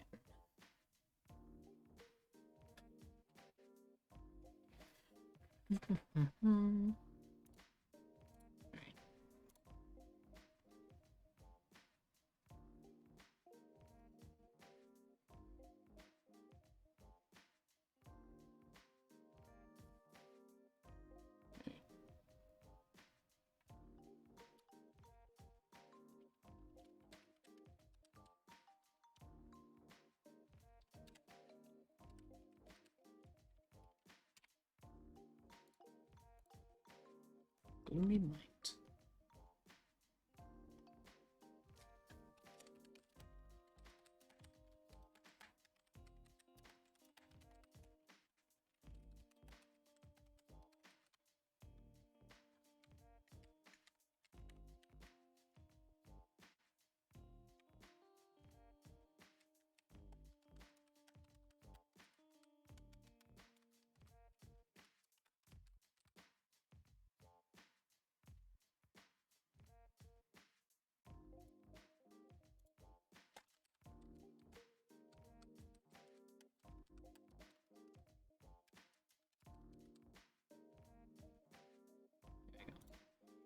When you cast spell, use your scanner.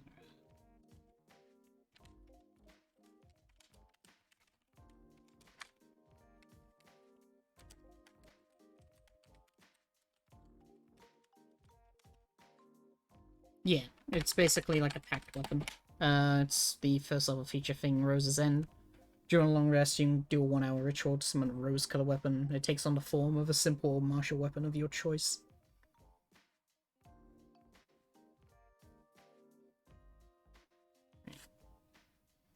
See. And of course, if it's destroyed and stuff, you can always resummon it back. When you cast a weapon... No, when you cast a spell and use your rose card as a spell cast.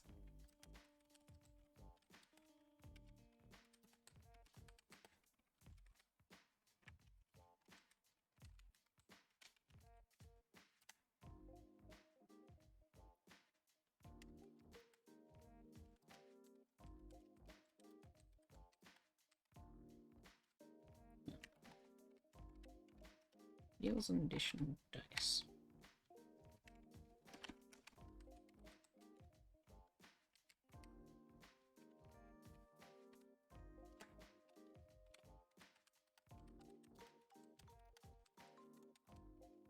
Spells and effect.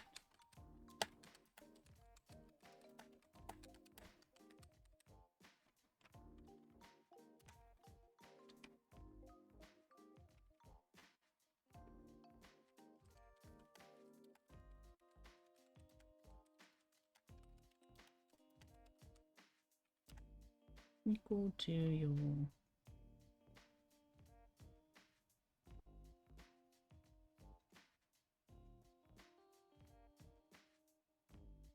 you can change the weapon itself when you resummon it, yes.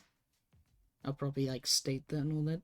I'm just going through the basics for the stuff since the thing starts up on Monday, so I'm trying to get through them as fast as possible.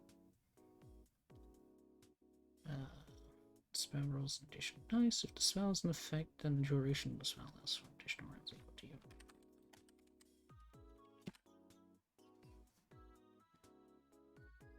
Do improvised weapon? No, improvise. You cannot summon a bottle as a rose-color weapon.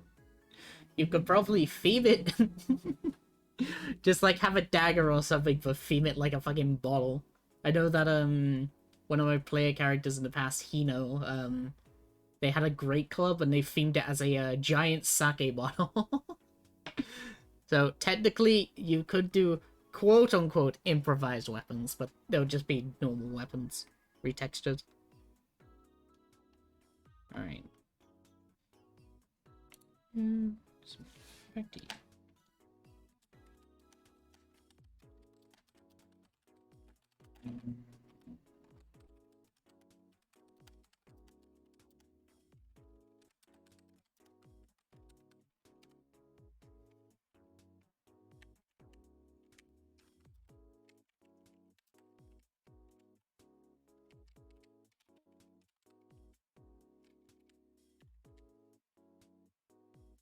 Let's go back to the drawing board. Yeah.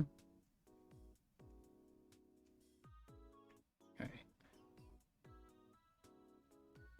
So, when you cast spell and use your rose card, spell cast focus, the spell rolls an additional damage die. Well, an additional dice, so if it's a healing spell, it also rolls additional dice for that.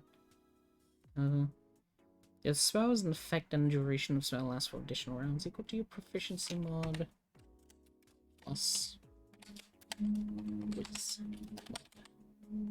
Right, there we go.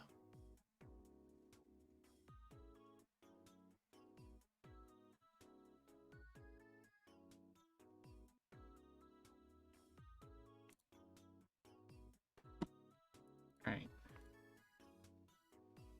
So for this one...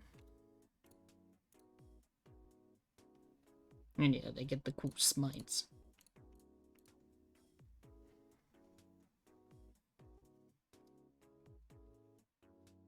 2d8. Oh right, I forgot to do the funny effect. Hang on. Need to make the weapon.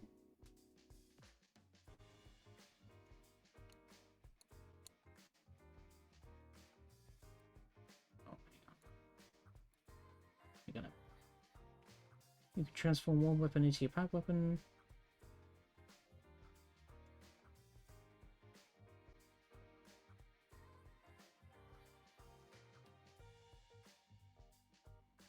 Oh, one magic weapon, yeah. No, they don't have the, you can turn a magic item into a, hacked weapon. The reason being is because what I'm about to type out now, where, basically the weapon itself will, get better the higher level you are. So, basically...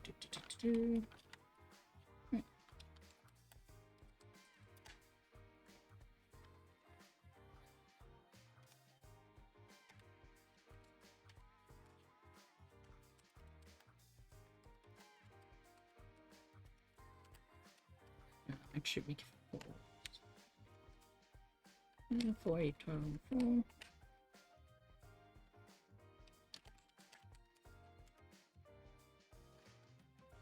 Level 4, 8, 12, your weapon improves and grows. It's alright, don't worry. Let's see. Where is my best description for it?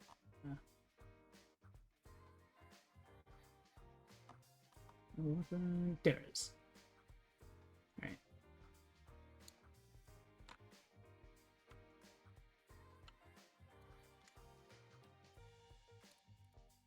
That's the text I was looking for this one.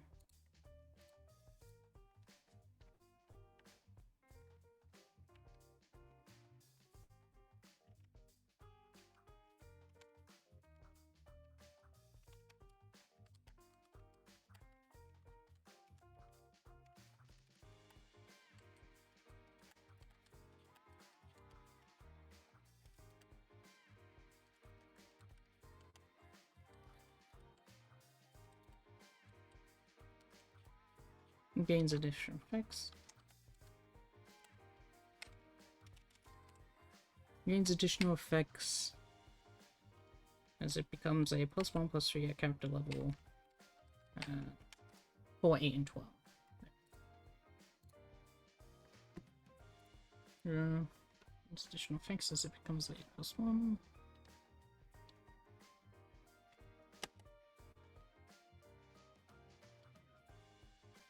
Actually, it does get the idea with the magic absorption, but less of making a packed weapon.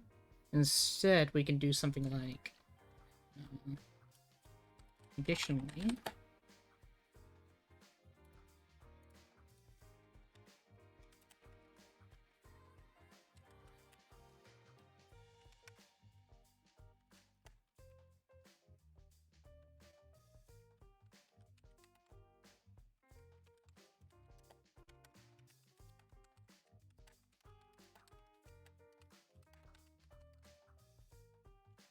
Additionally, you can meld a magical weapon into your rose cutter.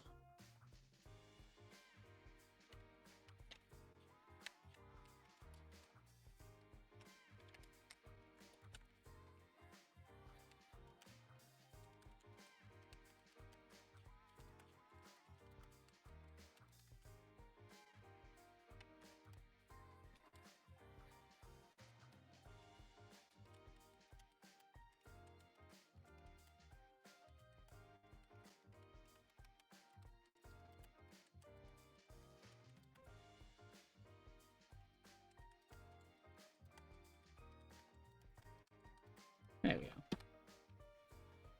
Initially, you can mount a magical weapon into your rose cutter, gaining the magical item's effects. You can only gain the benefits of one magical item at a time.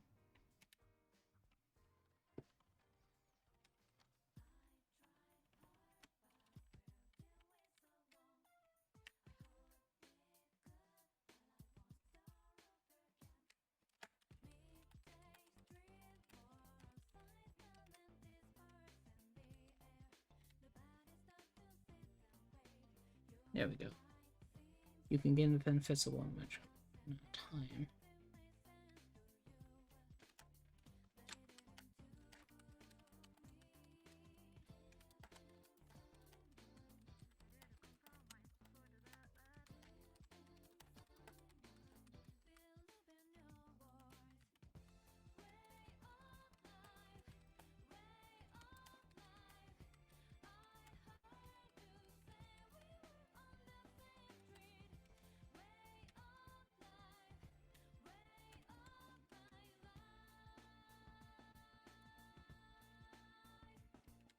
There we go. So you can basically meld it with your rose color. Oh, it should say it goes after yours. I believe. Hang on, let me go back to. It was the Gardener Ranger. Yeah. In combat, the corpse flower's turn immediately comes after yours.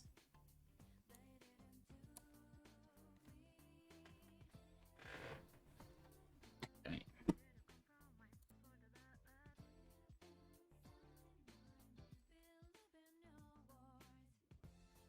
It's fine. Alright. That should be all for this one. Oh, yeah.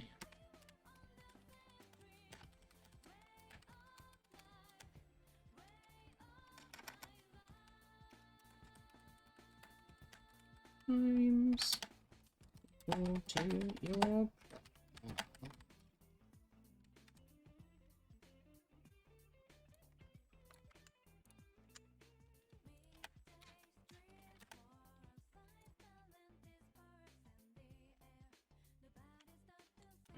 We'll send that over to the world and forward it goes.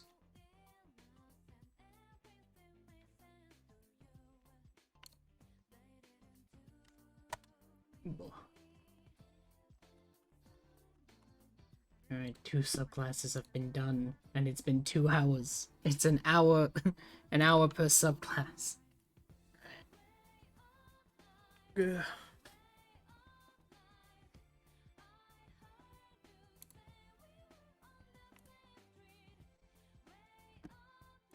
Right.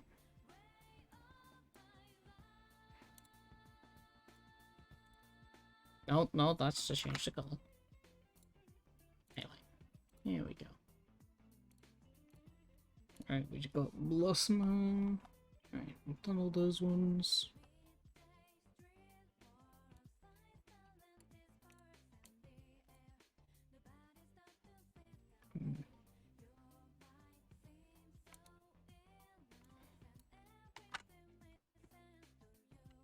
Oh no, I accidentally found it.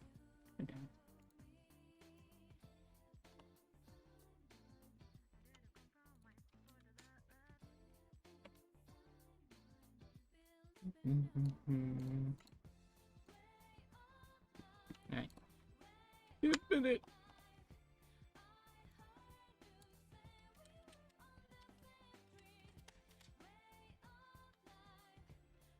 I'll probably just rename it to Blossom. I don't need Blossom. Right. Blossom Ranger.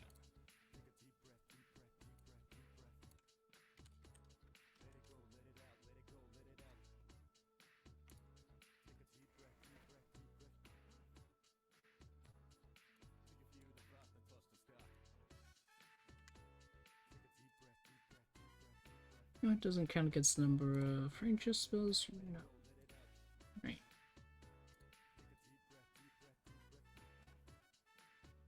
Alright.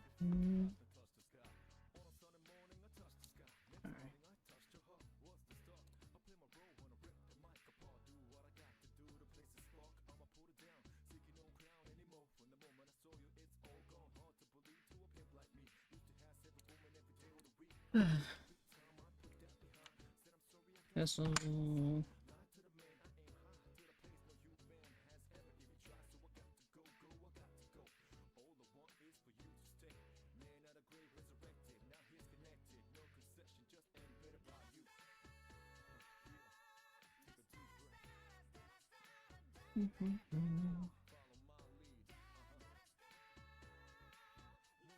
Oh yeah, I'm getting it right. Alright. There we go. Or feed a ranger could just keep feeding to the enemies. Ah yes, it's like again.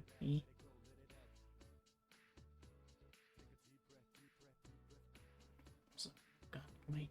I think I need to open up chat in like a different window or something. Alright, there we go. Because messages are very hard. No, I don't want it there.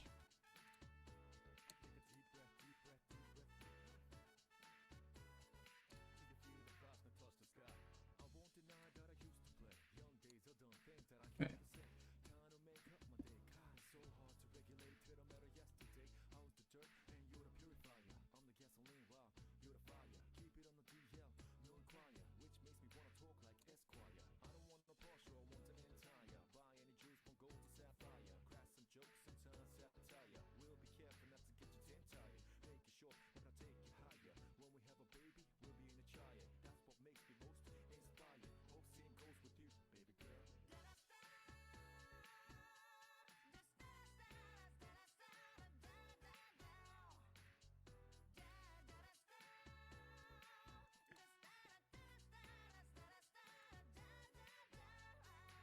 Ah yes, the fucking half-elf hexblades.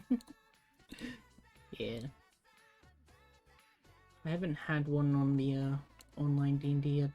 I think over the course of, what, like 8 years I've been DMing now, fucking...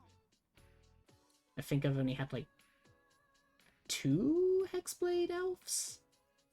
Yes. Although one of them was a fucking fighter and went 1 into fire.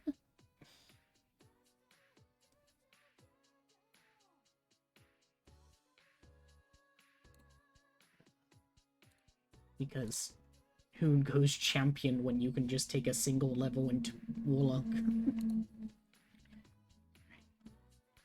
Let's see.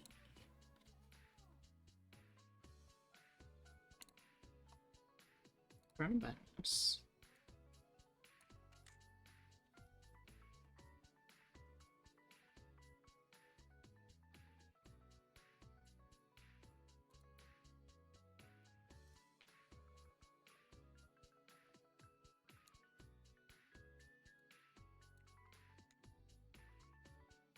Actually, wait. No. Blossom's meant to be a support, so...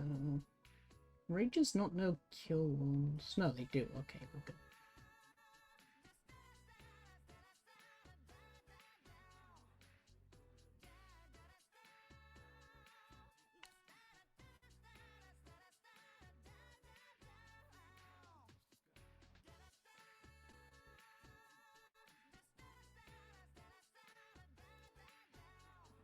Life.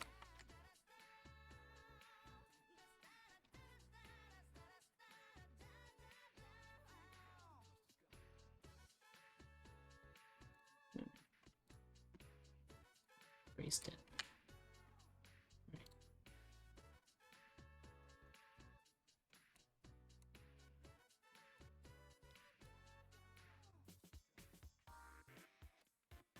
Two half hex. Ah, yes. God, blade singers are also, oh boy.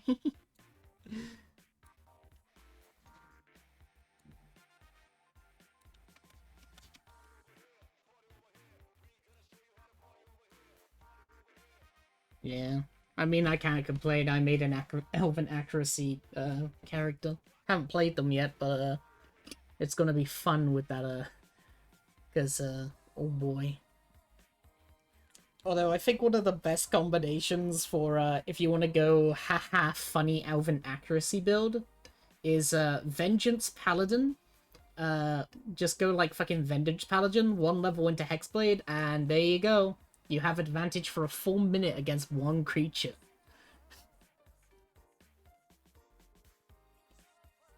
And who needs strength and dex when you got charisma, baby?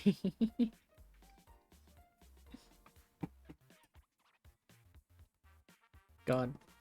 Once I have a fucking Vengeance Paladin, half elf, elven accuracy. Oh no, wait, Lynn's going now. Never mind. I'm about to have a player who's gotta do that. Except, no wait, they're not going Vengeance Paladin, they're going Narcissist Paladin. But that's still worse.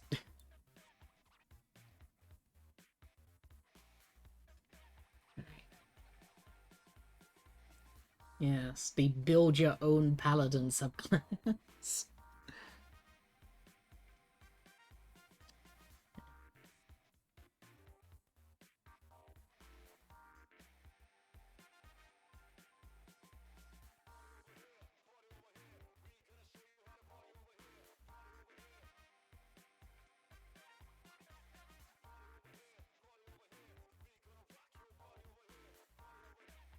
Yeah, Shini's gonna follow. Alright. See. So, Blossom Ranger is basically haha support go brr.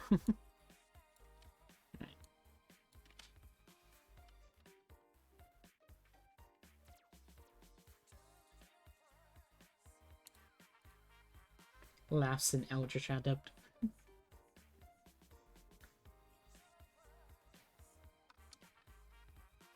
Alright, so we gotta...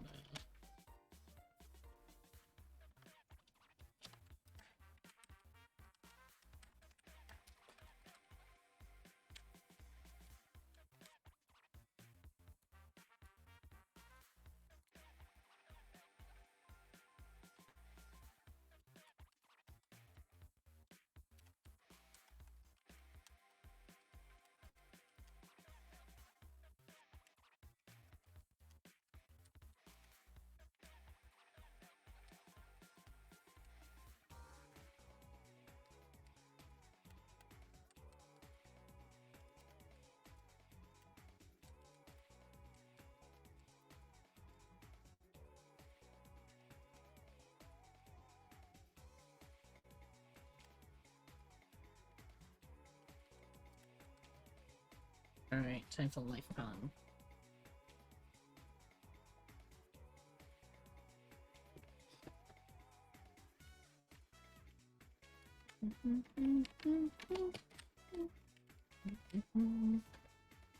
You can give additional healing of 2 plus a spell level.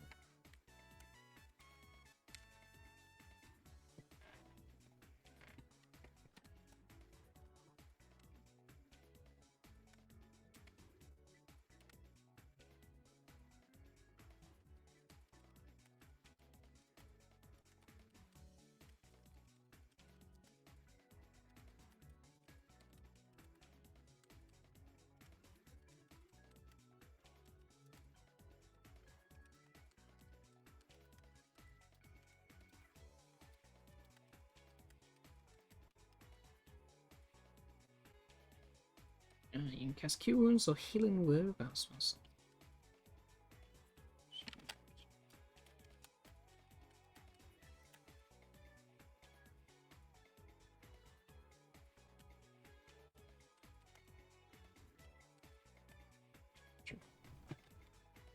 No, what's the best way to describe this? You can cast Healing Word or Healing Word without a spell slot. But like once basically, so your proficiency mod is 2, so you can cast it 2 times. So if you cast 2 Cure Wounds 2 times, then it uses up. If you cast Cure Wounds and Healing Word, then it'll still use up both.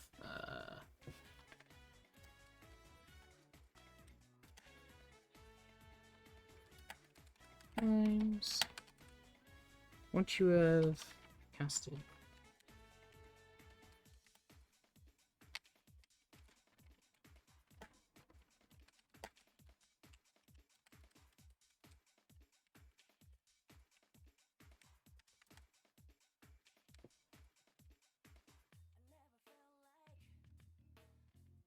You casted.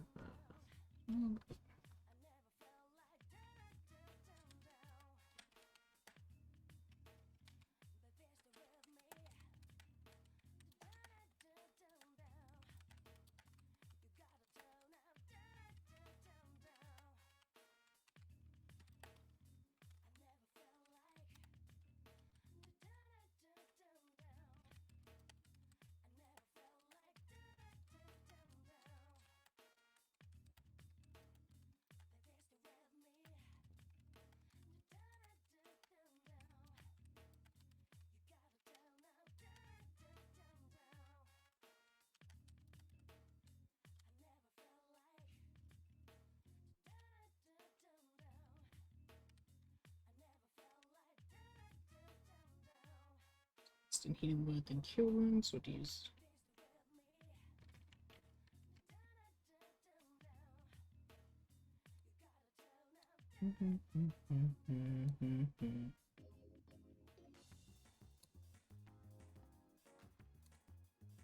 Cast 2 spells with this feature. Yeah, so,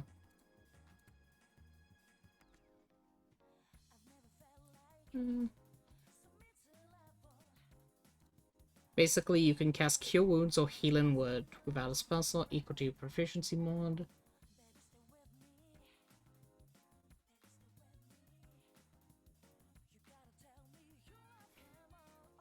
Well, the terminology is or Healing Word, not both. So, basically, example is you use let's say your proficiency mod is 2. It means that you can cast Cure Wounds 2 times, Healing Words 2 times, or a 1 Cure Wounds and a 1 Healing Word. Because both of them use up the same resource, so to say. I just need a better way to word it, because English be hard.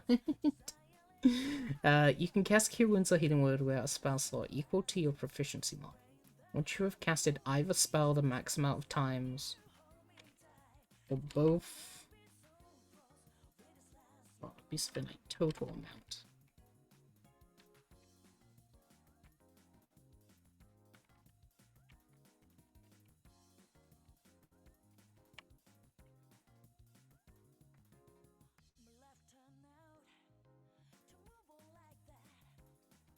Now, once you have proficient number of spell with this feature, you can't do so again. Yeah, that's probably it. I'll just take that one. Alright. 1 second. Change it up. See, so if I just... Oh god. Take away the full app lead. There we go.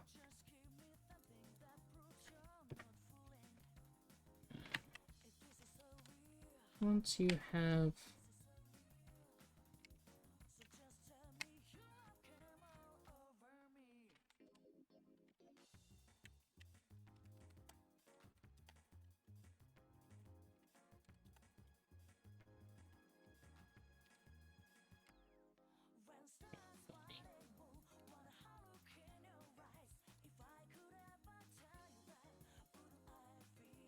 Yeah, it's fine, don't worry. Once you have used all the proficiency...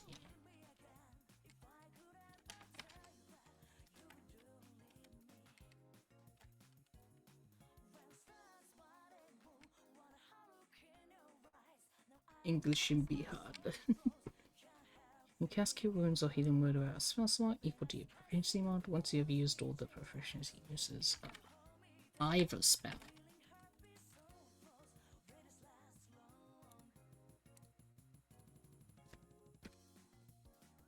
Alright. And also, if the players ask about it, I can literally just tell them. Alright, so...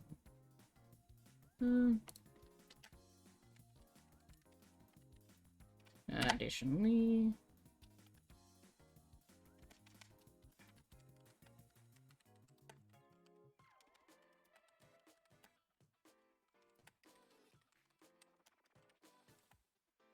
I believe,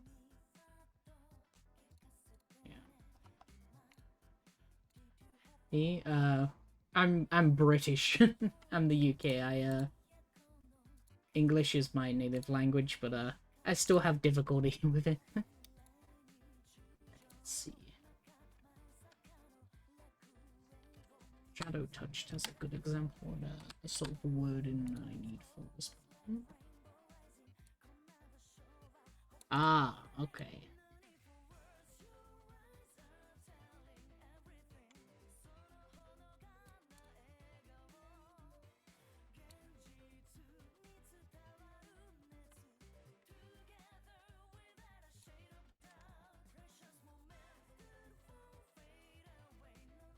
Johnny's Australian.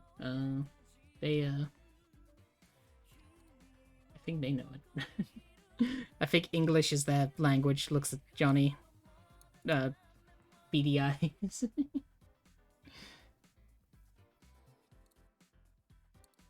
There we go. You can cast each of these spells. Cast each of these spells where activating a spell slot. Once you cast either of these spells in this way.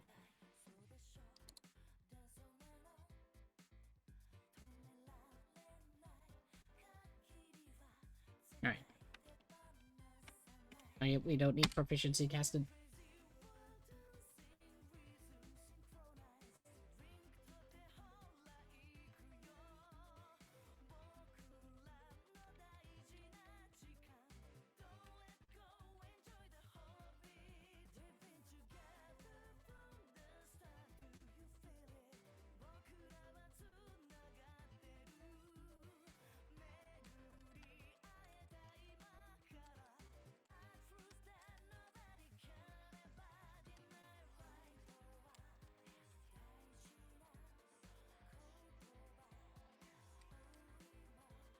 And the spells are always prepared.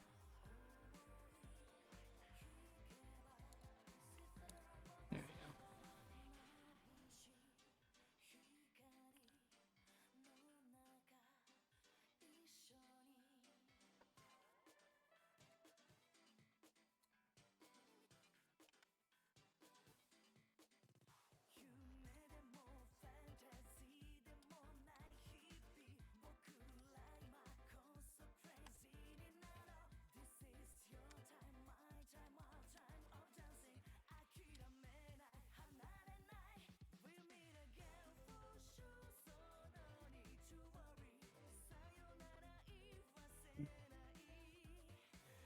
You can cast these spells using the spell slot check for the appropriate level. Watch in the garden.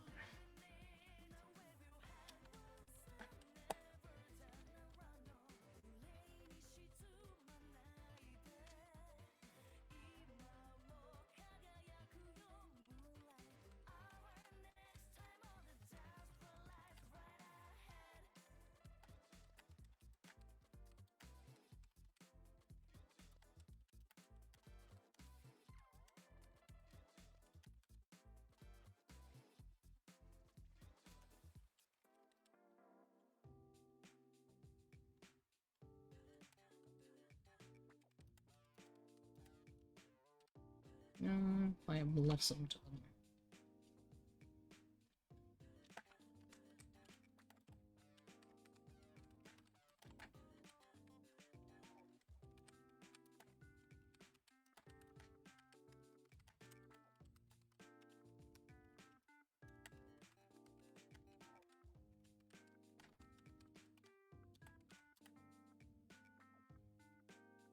When a creature for the fever takes damage, you can use your reaction to apply a blossom to them. When a creature has a blossom, they can choose to use that bonus action to heal.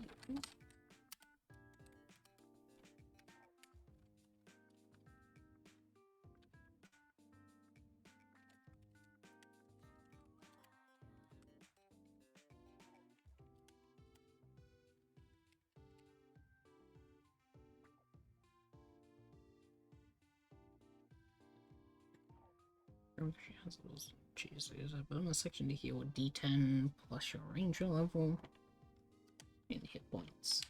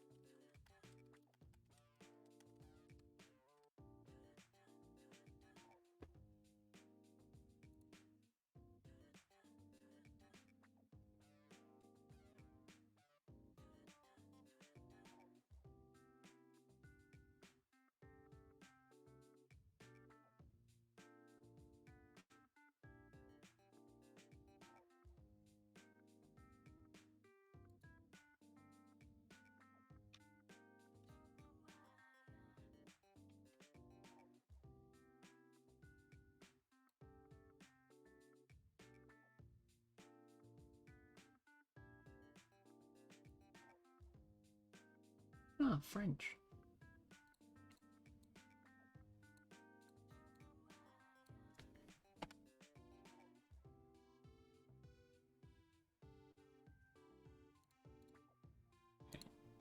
Sixth level feature is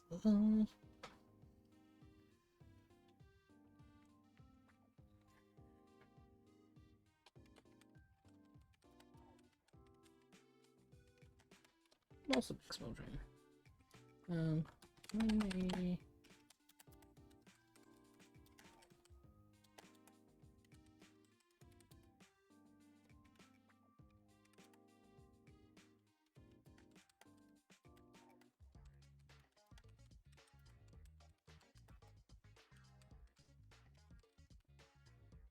attack roll against a creature.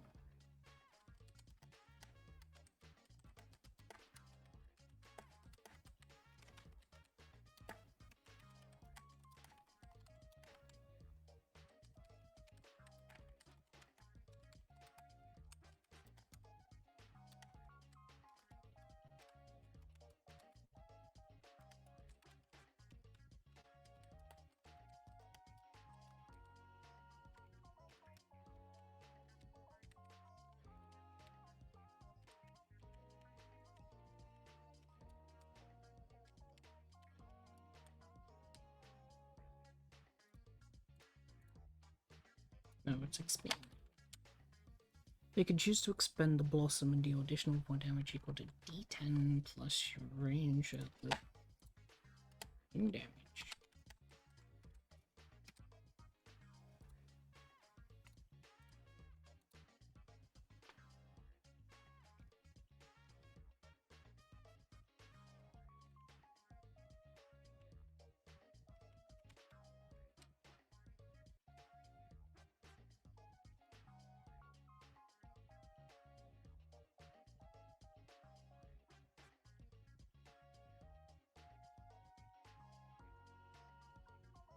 Makes an attack roll. Alright, hits.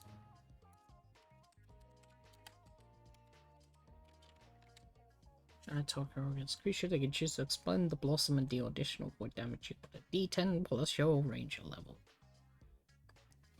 Yeah.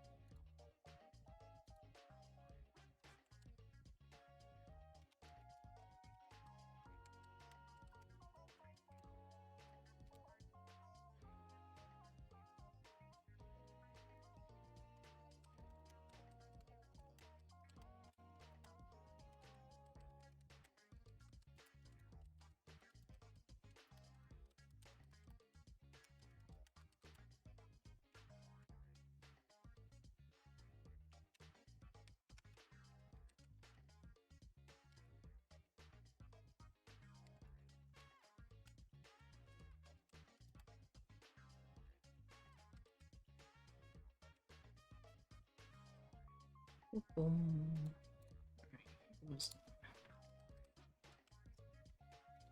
Yeah, so tools bands, creatures immune to frighten, gain temporary hit points.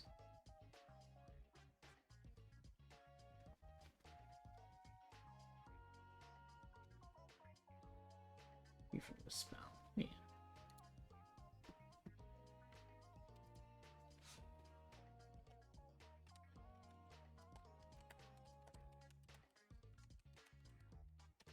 So if you cast it.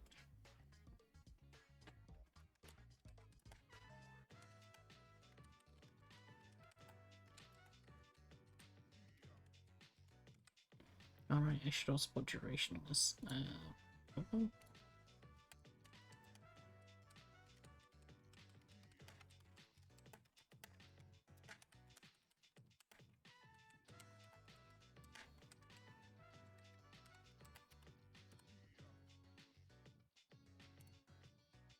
When the blossom is expended.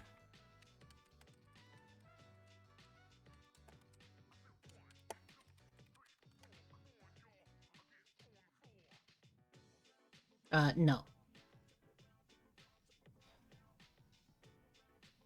Because it's the effects of the heroism spell, but it's not actually the heroism spell.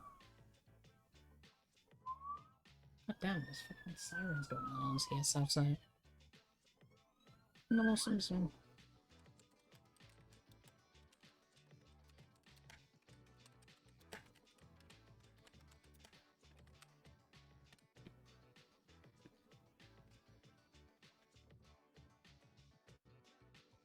You're under arrest. Damn, there have to be.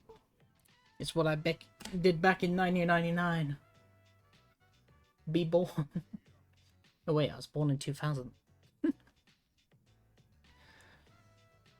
When the blossom is expended, the temporary hit points are kept, unlike normal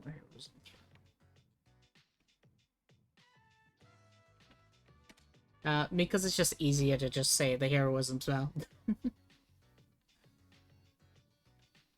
Because I'm lazy. When the blossom is expended, the temporary hit points are kept, unlike a spell.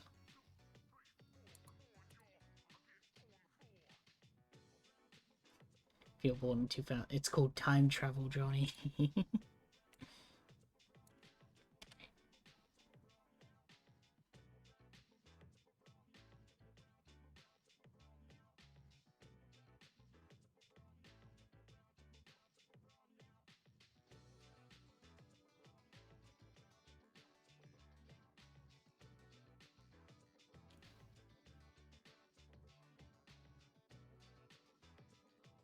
Also, it's for the sake of mechanics as well, because, if I say that it's the effects of the heroism spell, then it means that, the creatures can't really benefit from heroism then. Even though there's really no point, because temporary hit points don't really stack.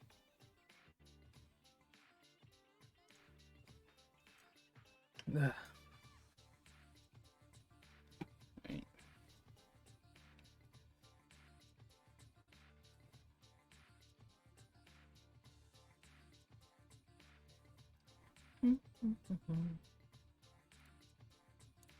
Right. 14th level feature.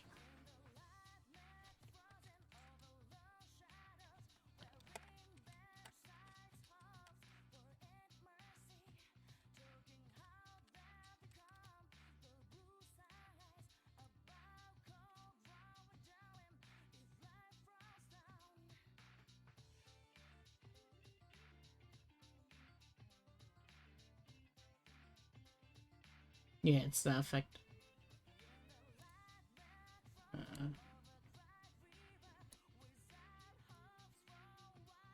Sure, I'll steal that then. Well, creatures is bottom, blah blah blah. Clear format because copying from chat. There we go.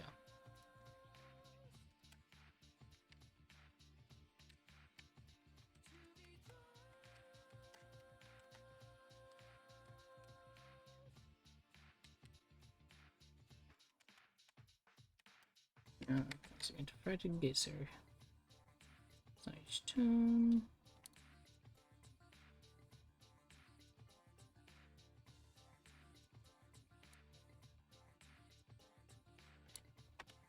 There we go. Thank you.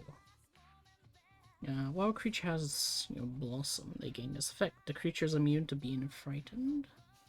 Yeah, they are. This effect. These effects. It's immune to being frightened. Gain temporary hit points of each of its turns.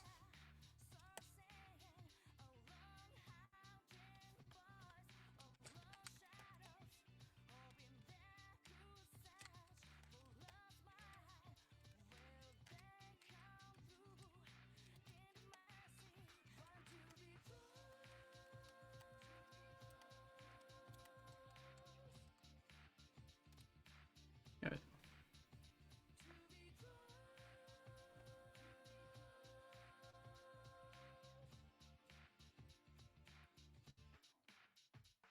Oh, I'm using Google Docs. Google Docs has a really weird thing when it's because I just use Control V. Oh yeah, Control Shift V. Didn't know that. Alright. The more I learn. Thank you.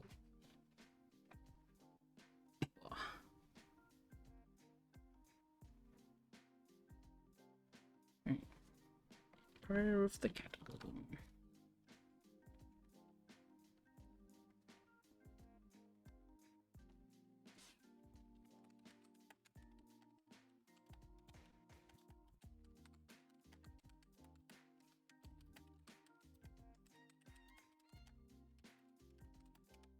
When you heal a creature with first level spell higher,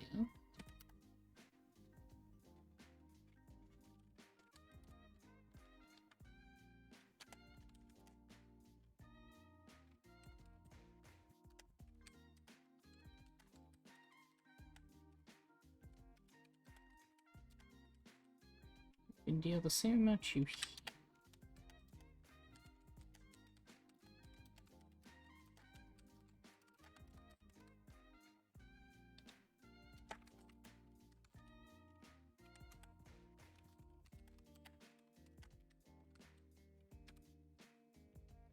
When you heal a creature with first level spell higher, you can deal the same amount of damage you healed as void damage to another creature within the same range as your spell.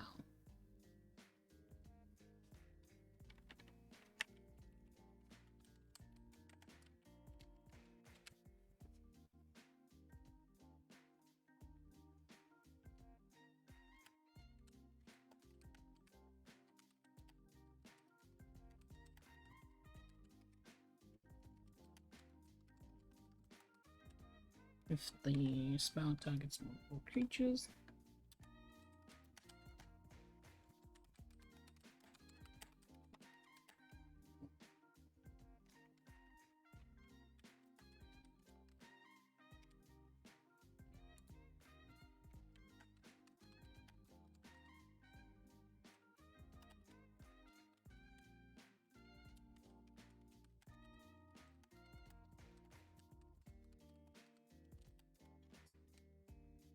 alright, there we go.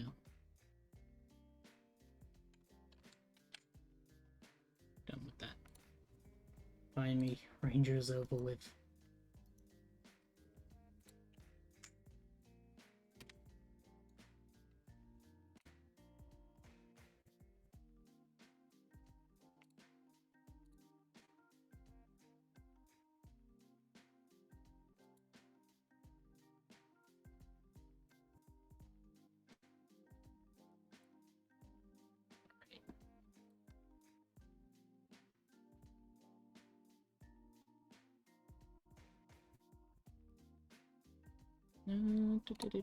Plus some Ranger. And yes, Ranger's finally done. Ah. Ayo, 3 subclasses and it's been 2 hours and 30 minutes, so it only took me 37 minutes to do this one.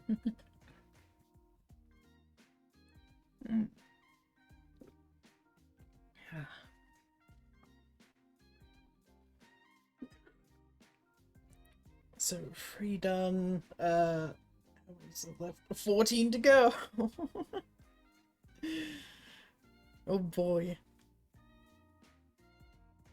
Actually, you can just count 1, 2, 3, 4, 5, 6, 7, 8, 9, 10, 11, 12, 13, 14. Okay. Hardest one is Cleric. Yeah. At least for Cleric, Erasure Cleric was already done like a year ago. And then also needed to be reworked, so because mechanic shit.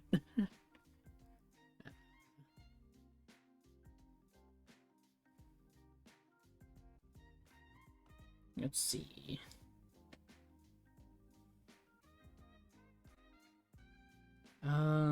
Another person was interested in the rogue stuff, so let's do that. I know that Hand of Erasing is basically Arcane Trickster, but then Mage Hand has Dispel Magic. Yeah, they were interested in Silent Darkness, so the edgy one. So let's just put up.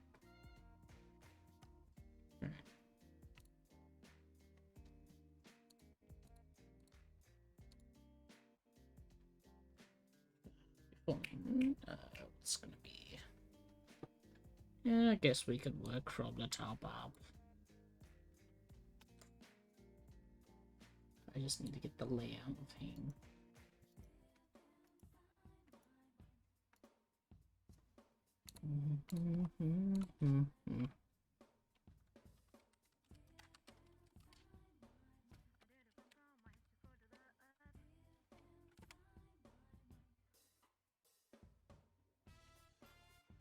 Boom, boom, boom, boom, boom, boom.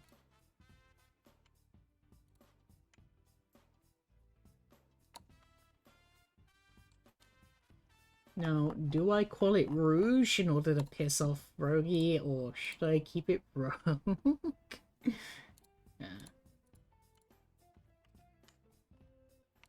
I could keep it as Rouge. Nah.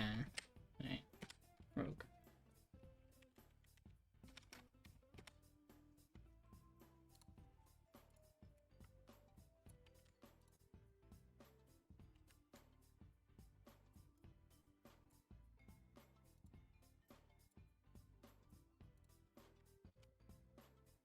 Get it, Rogue. Yeah, Rogue.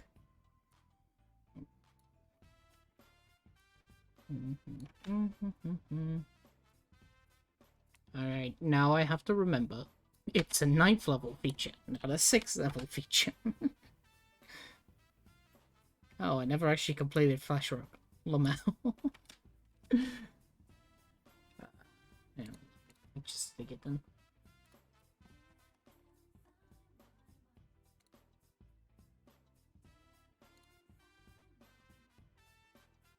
Nine, 13, and 17.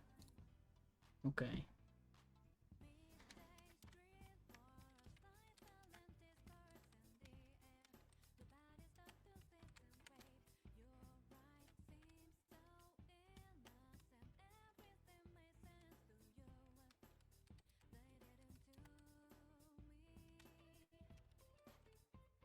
There we go.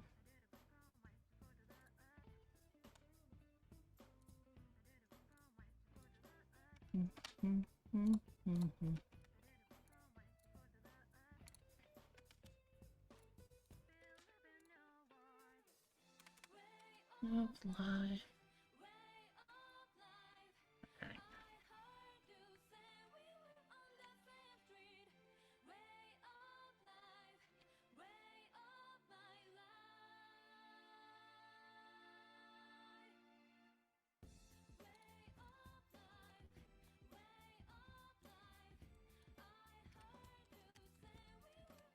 It's without trace. Uh-oh. Oh, there we go. The bot died for a second. If there are shadows on sides.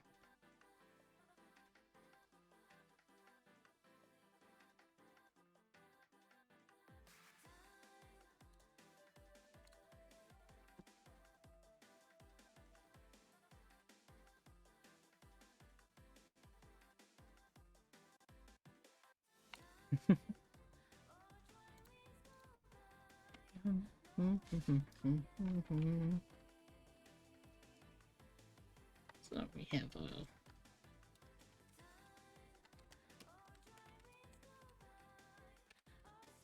Simon's step.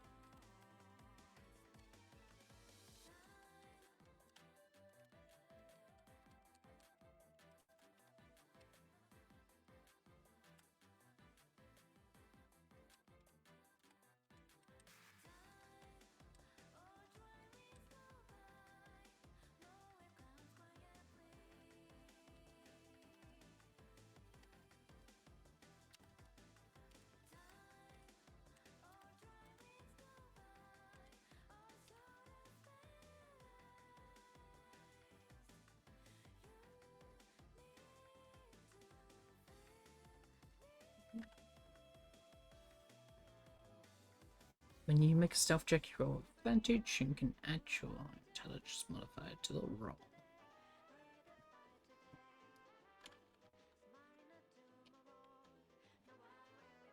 Pain. Welcome back, Fire. Your steps no longer have sound as where you walk, the void follows. When you make a dex check, stealth, you can roll with advantage and add your intelligence modifier.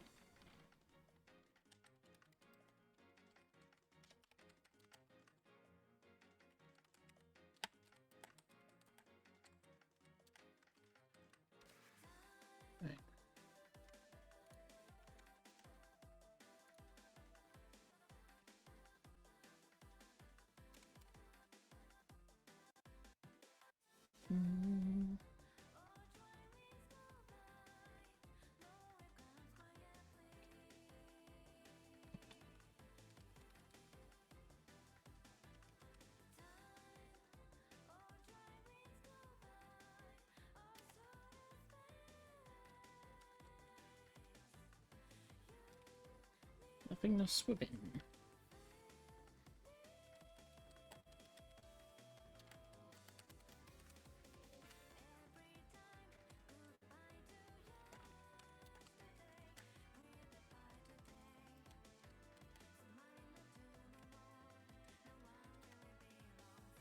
Three have been finished so far. We got 14 left.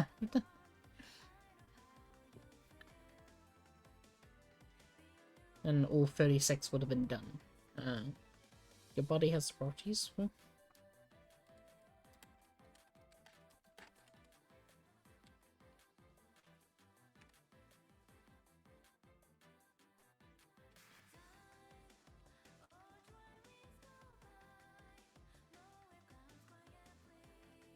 yes.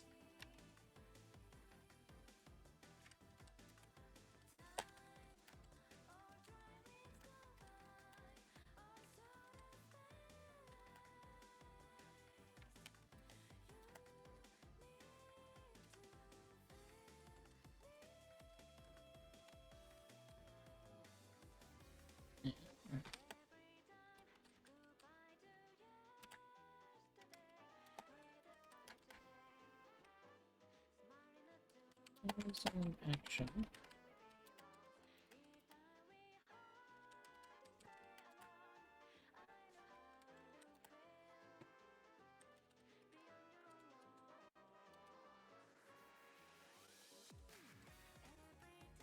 As an action, you can conjure a small book made of wood.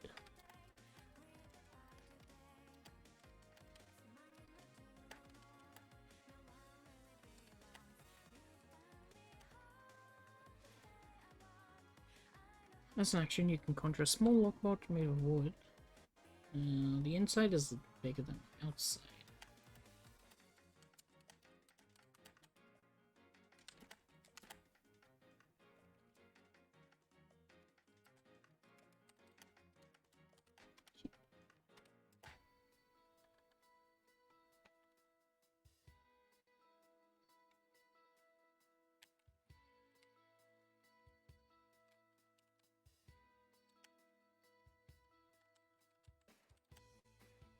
That's not small.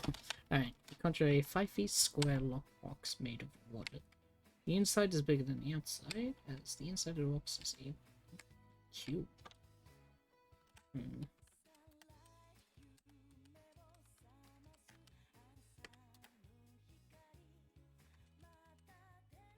No living creature.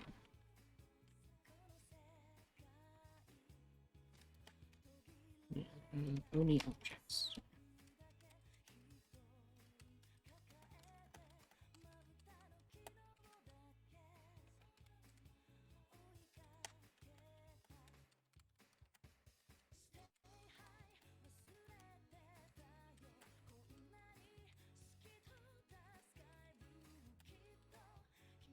So be pushed.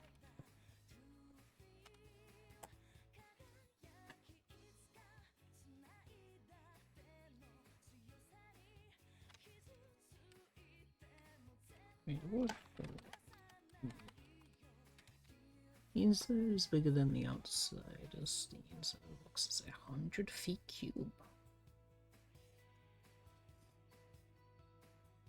Only objects can be stored inside, and any inventory to enter will still be pushed down.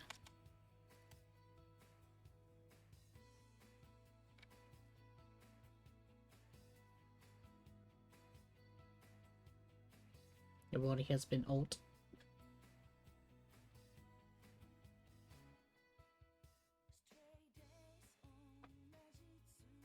Yes. Basically, the alteration part that I'm about to type out is that the only one who can enter the lockbox. It's basically the equivalent of a rope trick, but for class-wise. Yeah, I can also just specify, and then if it's hard for it's been altered by the rule.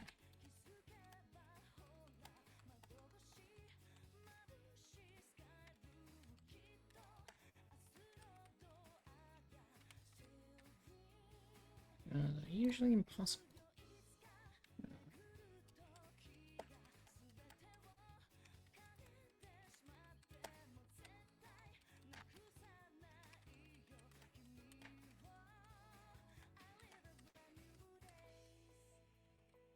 The only other creature capable of entering and leaving.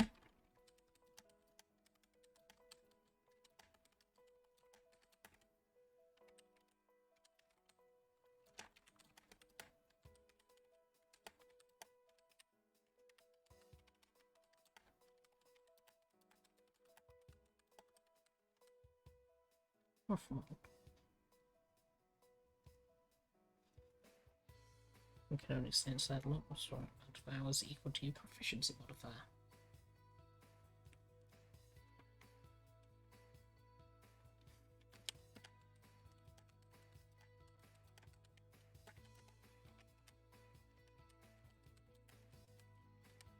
After which you will be pushed out.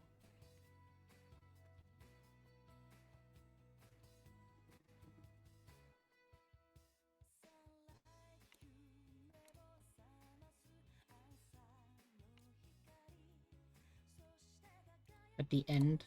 Ah, yes. I pull it at the end because I need to specify the box.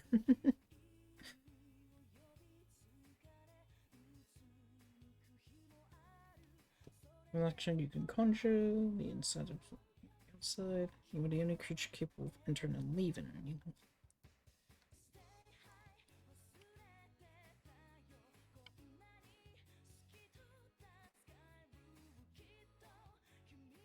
Yes, it's at the end.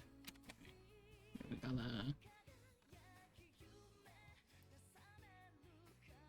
You're the only living creature capable of entering and leaving. You can only sense that the smells.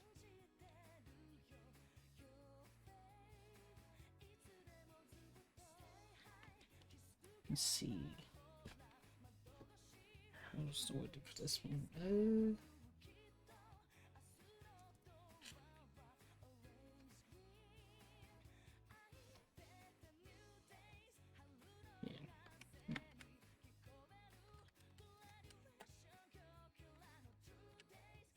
Coffin-shaped wooden box. Yes, it's a coffin.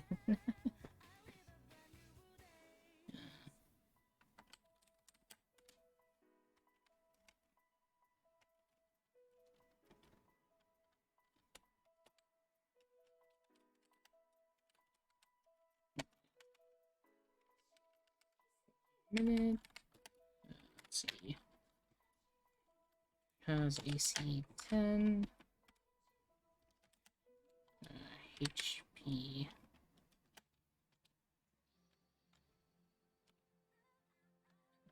Of basically your what's it called?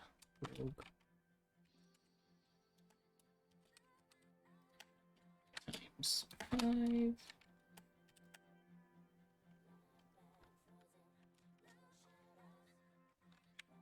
Right, so it has AC 10, HP, rogue level times 5. Okay.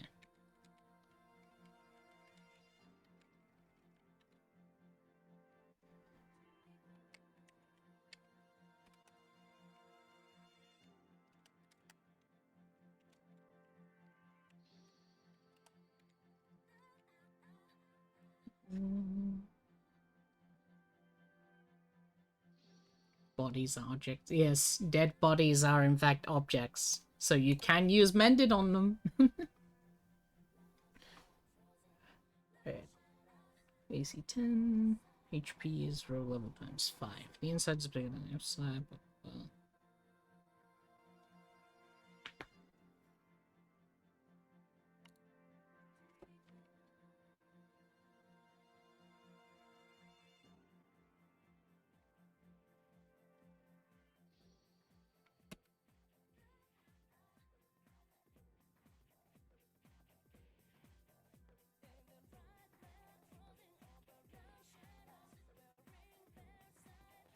Five more minutes. Yeah. It's just like level 3 and it's like, oh no, you can only be in there for 2 hours. Guess you can't rest.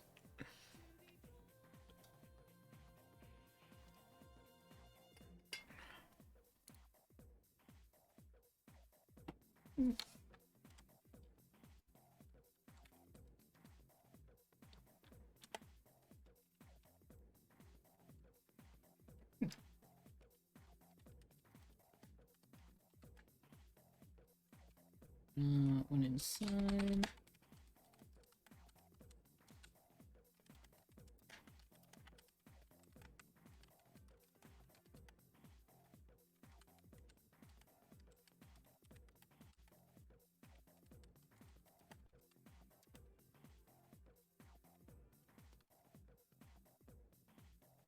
Inside the box, you can choose whether the box should be physical.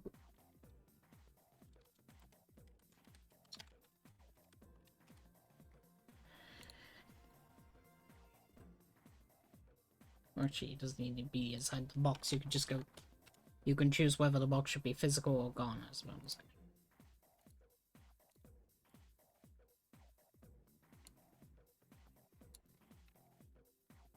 Yeah, it's basically a genie-like vessel. You choose whether the box.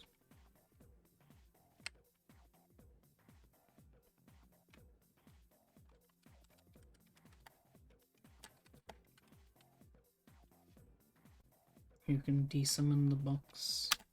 Let's see, bonus section.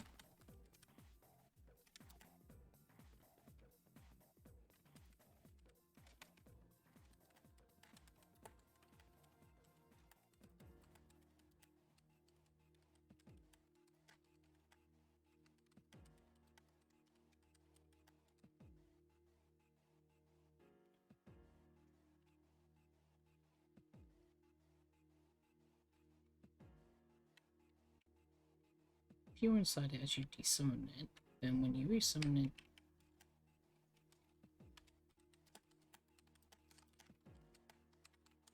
you'll be in the same space.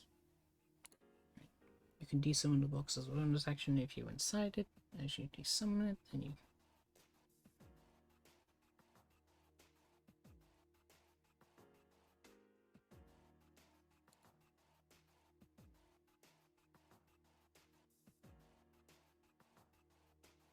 And if you're inside it, as you...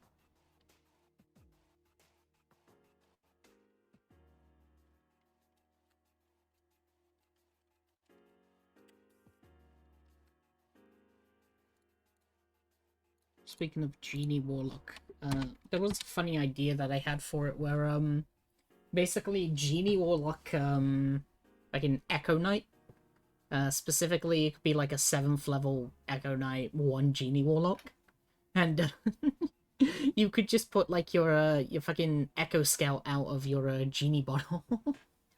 So you're like there, but you're not there at the same time. That's it was a really good one that I came up with.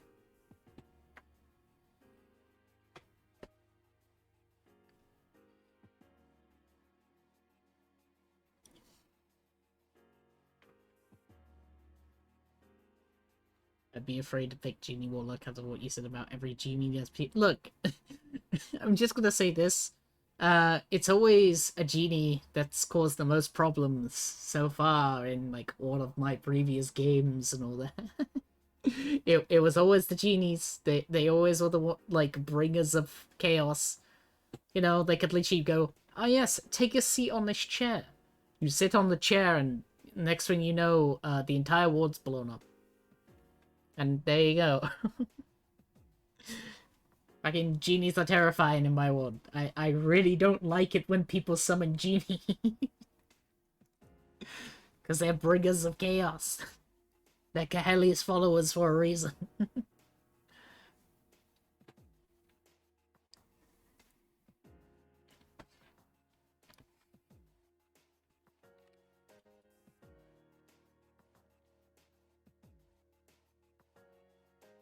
Yes. Well, I know that, Genies are from the, elemental planes for, the Forgotten Realm stuff. Because, they're, like, from the plane of water and fire and all that. That's why there's this Jin. Is it cool?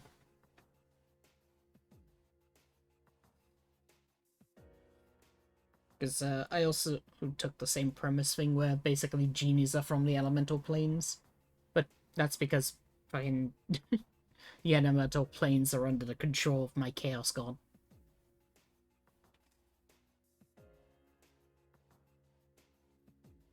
Because of some previous player characters deciding to give them haha funny thing. Elemental planes of heart. Oh. I don't know fucking normal D&D lore stuff.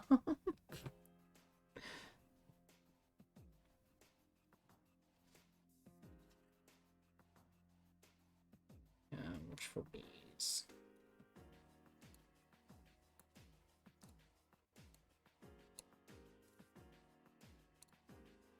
Like, the most I know about it is the fucking YouTube videos from, like, a Runekeeper or whatever they're called, where they just basically give a simple explanation.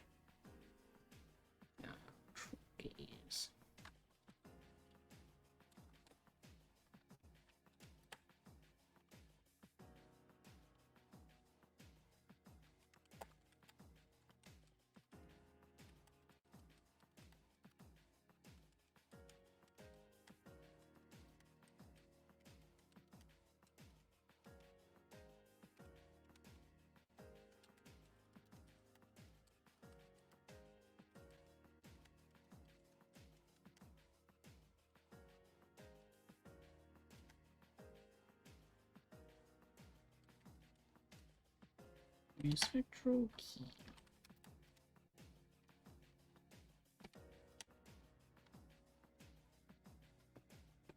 Choose to summon a special key.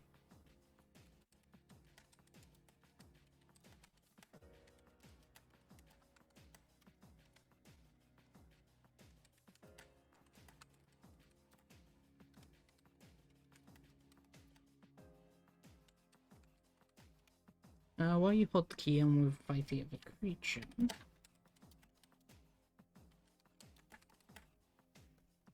Where is moving?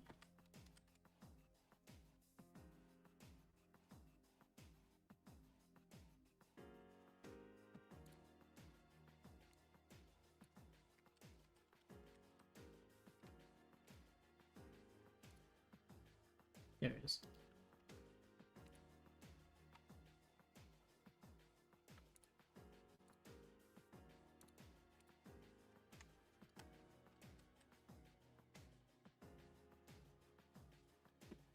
You can choose to cast the Dominate Person spell.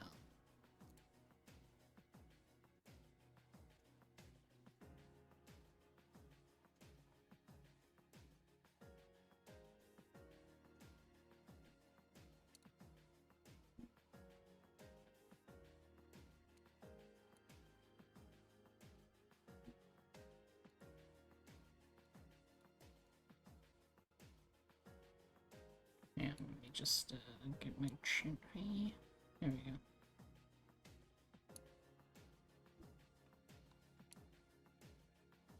Important lore question, does the airplane make a brr noise? No, not in my world.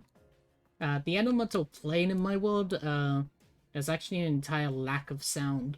As basically most of the air itself is being sucked out into the mortal plane. So it's more like a vacuum inside the airplane rather than anything.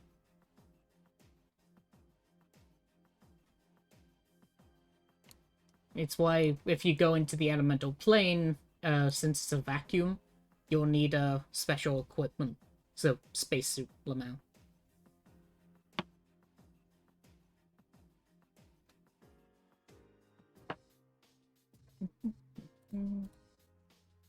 While you hold the key in within 5 feet, you can cast a Dominate Persons.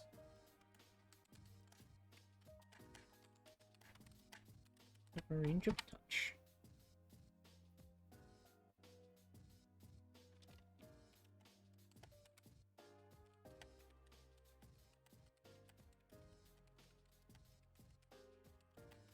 Should place the key into the forehand.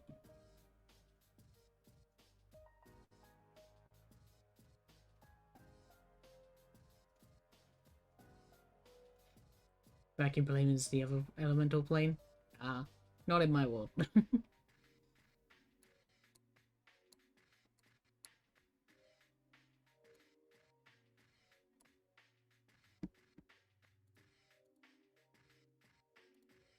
I did finish the map, actually. Where is it? I can show it for stream since I did it yesterday. Where are you? Oh, plane. Yeah, there it is. As hang on. Maybe I can actually get it to show properly.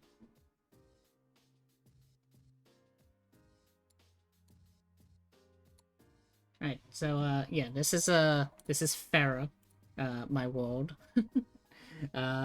You can't really hang on, let me just there you go. Basically, cool thing with all this, as basically my world is a rose.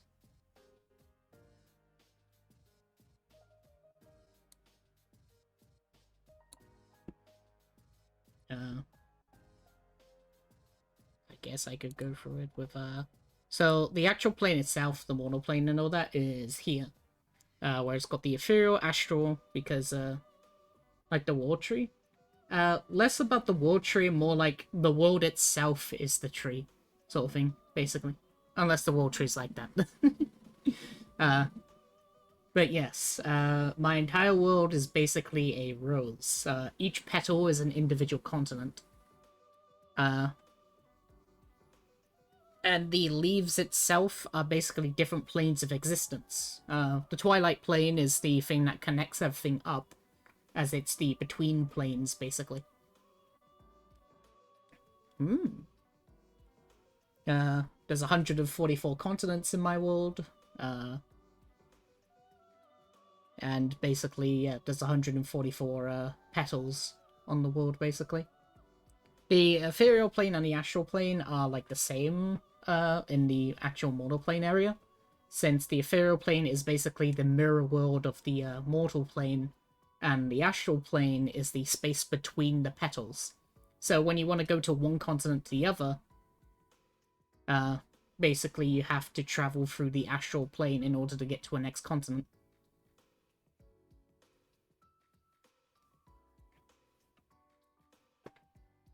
So let's say, like, you want to go from one of my continents, like Holyverse, to another one, like fucking Severnus. You'd have to go through the astral plane as you transfer over from one petal to another. And then the Twilight is the Stalk, where basically it goes down, of course. So if you wanted to go through another plane, you have to actually go through the Twilight. But the thing about it, though, is that you normally skip over the Twilight, though, due to magic and such. Which is the goddess of the Twilight, known as Durella. She doesn't like plane travel. So the only way you could get to a plane without making her angry is basically going through the Twilight. Because if you cast something like Plane Shift or something, her paladins will go after you. And yeah, we have basically like the basic elements. So we have the fire plane, the earth plane, the wind plane, the Arcane University, which is basically another plane itself. The Hells, which is like the 13 planes of hell, which then connected to the Hells is the Darkness Realm. There's the Dream. That's the place where basically when a person dies, all their memories and who they are go to the dream. So anything you dream about will actually be the memories of an entirely different person. So it's kind of like that experience of experiencing other persons in your dreams. Yeah, the thing about the Howls being life is because when a person makes a deal with a demon, their soul is turned into a demon, so a new form of life. Well, their will, their memories, and who they are consumed by the Hells as energy. So they're actually very much towards the life aspect, as they actually make recycle life as a new entity itself. Whereas then the Feywild and the Shadowfell are where the souls reincarnate into.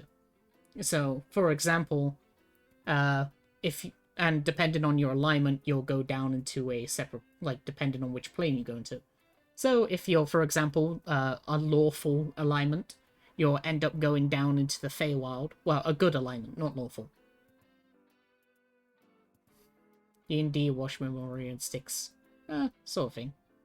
Where, basically the Feywild takes the good people, while the Shadowfell then takes the chaotic and the evil people, basically. But their souls will then eventually reincarnate into trees within the Fey and the Shadowfell, where they'll basically be trees equal to the amount of life that they had when they died. And after those years are up, then they come all the way back up and their souls reincarnate back into the mortal plane. And there you go, the cycle. But then there's like other ones as well that my players haven't really gone into detail, like the Celestium, which is like the celestial sort of plane.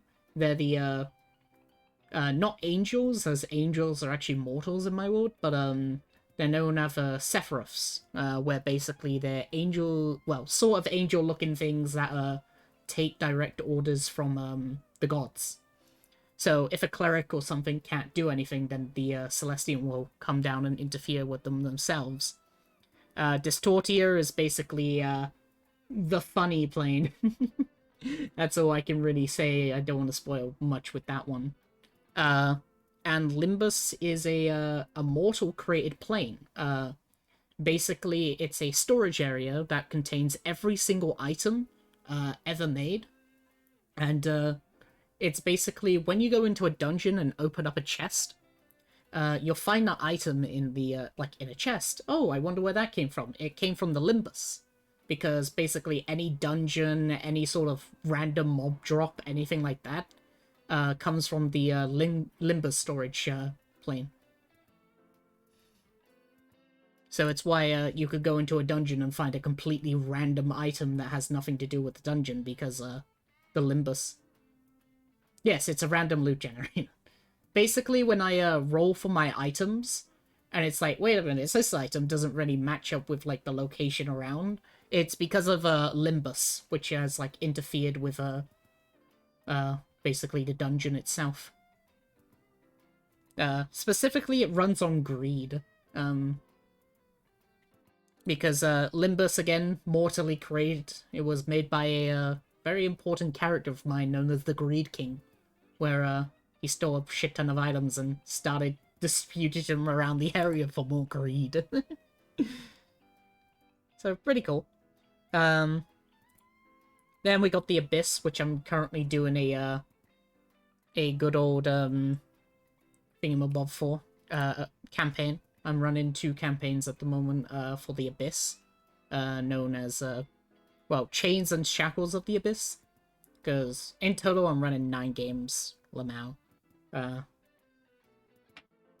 But yes, the Abyss one I can't really say anything either, as I don't really want to spoil it for my campaign players. I really should have made that connection sooner. Lamau. It's the vault! Looks at Minico. Sweats.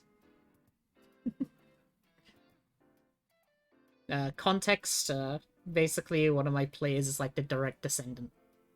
How many hours a week? Well, basically 9 games, and each game is about 2 to 3 hours long. So, like 18 hours a week or so.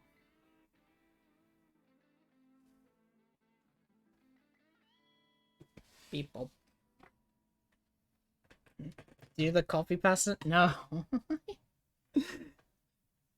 I did the calculations, and I can run 30 games a week if I run 2 hours a day and still have Sunday off.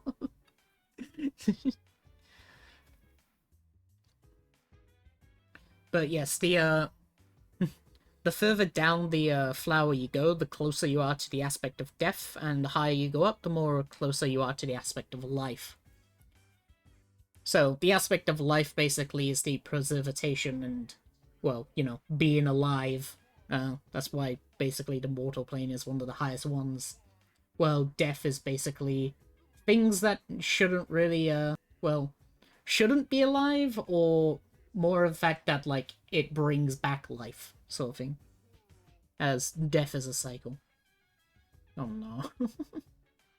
There it is. Damn, I can't believe I have to ban them.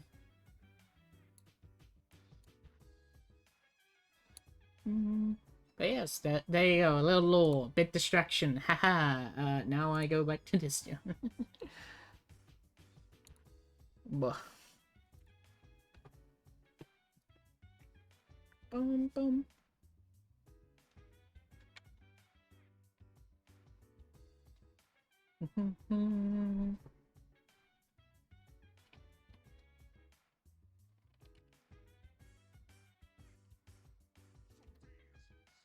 I'm gonna give it a trance. The final ones are just gonna be like easier ones. For this one, it's just basically no, not watchful gaze. I already typed that there. The Earth plane is just a real world, yeah. Earth plane is fun. It's just mountains, sort of. Right. That's where elementals come from, of course. So, this one then is... We got silent steps. We got steps of.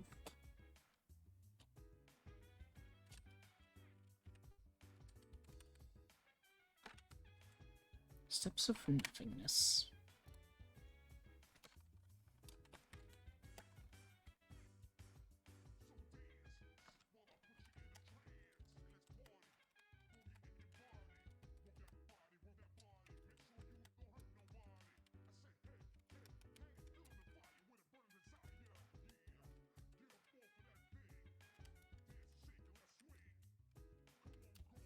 Yours under the pass without trace. Spell.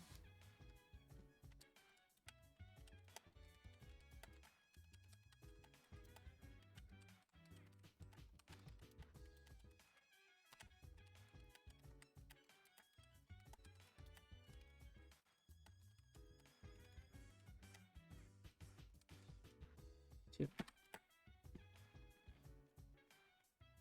Is there an in-between for certain planes? Oh, for, because, yeah, I know that Forgotten Realms and all that has that, but no. It's more like, there's less of, like, the magma plane and, like, the ice plane and stuff, because, those ones are all taken care of by the hells.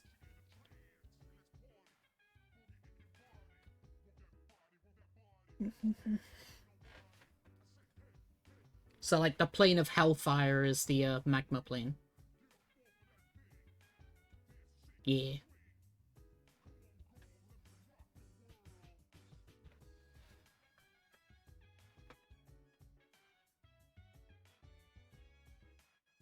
Yes, I do have a world envoy and all that, one day I can set out on a mod or something to, like, show it off, but, it'd still be in, like, a whip sort of thing, too. People. You can touch a creature. You can touch a number of creatures. As good old Johnny Tuxedo here is doing all of my Ferra stuff for the World Anvil. Like he's putting them all on. Because at the moment I'm just using Discord to put all my stuff in. Mod check. What was under the password trace spell? You can touch a number of creatures equal to -2. It's effect 2.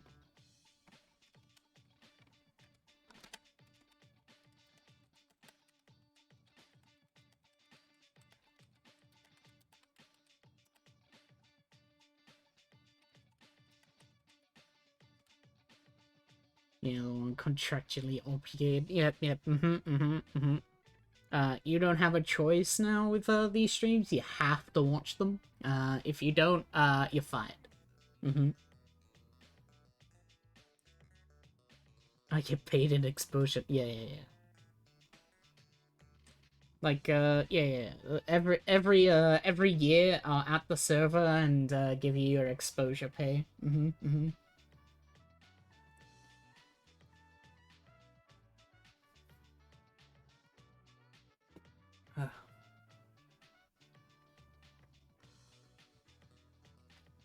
Is equal to your proficiency mod.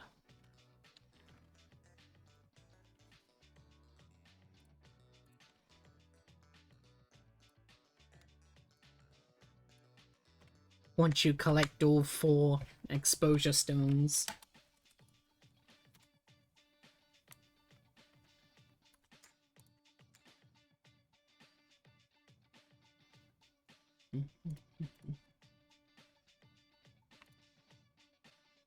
There it is.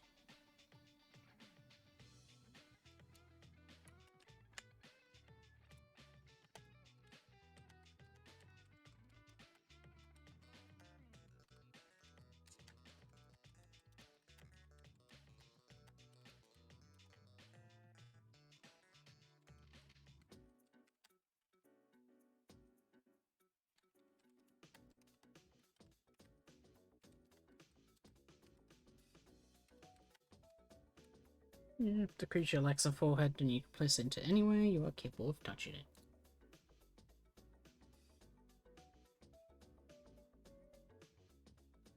Boom.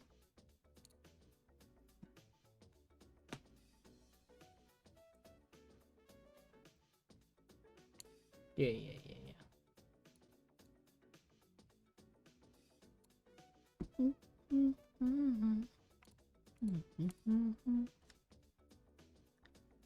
As actions to some.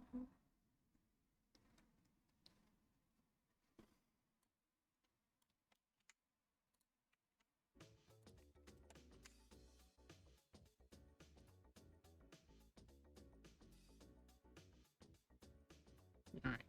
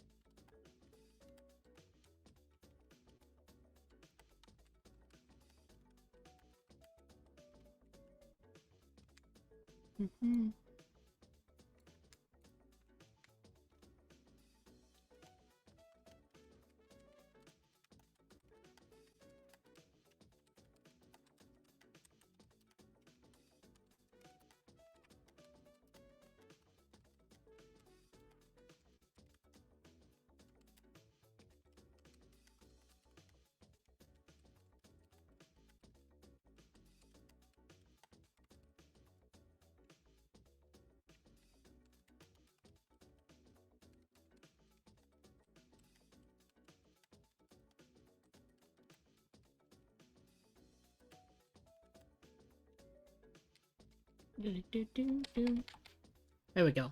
You get a pocket monster. Additionally, a creature under the Dominate Monster spell is capable of being put into your lockbox. If they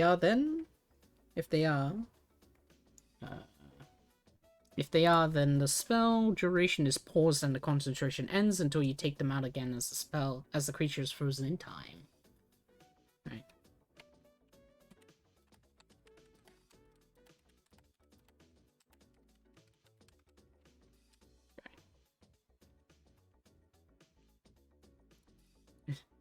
Pocket Tarask.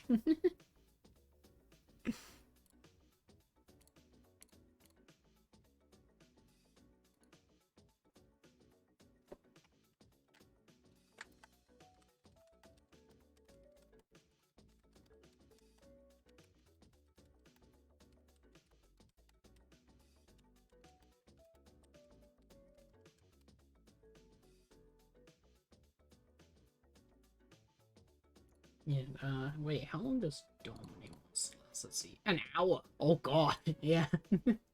You could basically just have a, like, fucking, like, 5 different, like, monsters inside of your inventory. Just 5 Tarasks. Bring them all out. Oh no, that's multiple concentration spells. Guess you have to end 4 of them.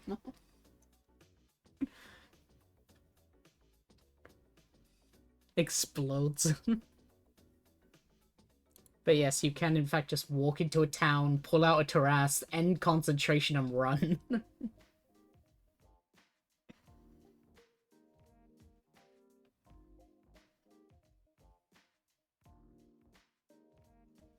Although, people talk about how terrifying the Tarask is, but I'm even more terrified of the... I don't even know how to pronounce it. That's how terrifying it is. Yeah, let me fucking get the name for it and I'll put it into chat because, my god, I don't know how to spell it. Or even pronounce it. Yeah. Where are you? You're a CR. I know that you're a high CR creature. Come on. There it is. I can Tarask with a balloon. Yeah, even more. There you go. That one. The Raktorshesh or whatever. Fucking the monster of war. I find them even more terrifying than Tarasks. Mostly because Tarasks have a -4 intelligence. Whereas a Rokatesh has all stats above 20. They quite literally just, like, conjure weapons and, like, bows and stuff out of nowhere. It's, oh boy. But low end means that is true because a Rakotesh can turn into a human. They have shape changer. But it also means, you know, could strike a deal. True, but polymorph. Wait, is polymorph a int save? I think it's an int save. God, I haven't had to use someone use polymorph in a while. Can't say. Ah, yes. Well, you know, just use the Tasha's Mind Whip. Problem solved. It's not an attack roll, so you don't have to worry about the spell bouncing back. I think. I have to check. Yeah, any spell that's a magic missile spell, a line spell, or a spell that requires a range attack. So Tasha's Mind Whip does in fact work against the Tarask. Wisdom save. Oh yeah, they have like +9 wisdom. They have a +5 int save. I just love that the fact that how you defeat Tarask is either you use polymorph or a Sulcatesh? Ooh, I haven't heard of that one. Hang on, let me take a look at that one.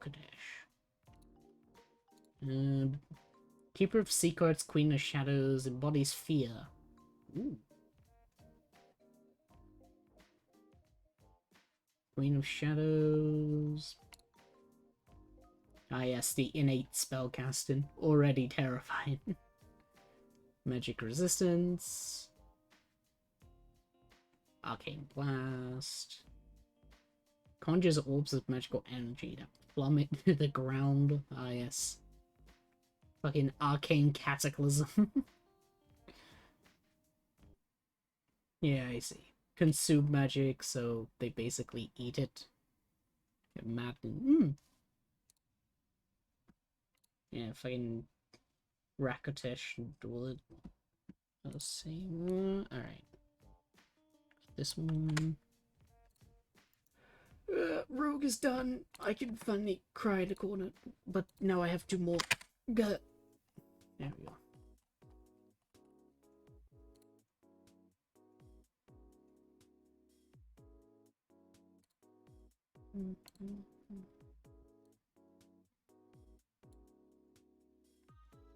Alright. We go back. We go back in. We do this again. Yeah. Fucking anti-magic.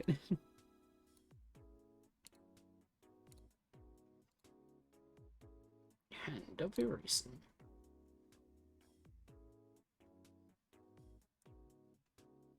Although, guess I just... -4. Although I'll probably end it for now because I'm actually getting very tired. They have a session 0 in like 6 hours. But I can continue the rest of the rogues next time. Yes. Because Silent Darkness, I believe, is the one that one of the players asked about, but I could probably just type that up before Monday. Bards. Alright, yeah, Bards have like the less subclass features than fucking DnD. Never mind. Yeah. In one DnD they don't anymore, which is interesting.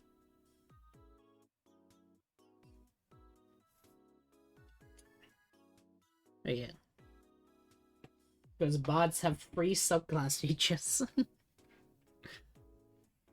Alright. Just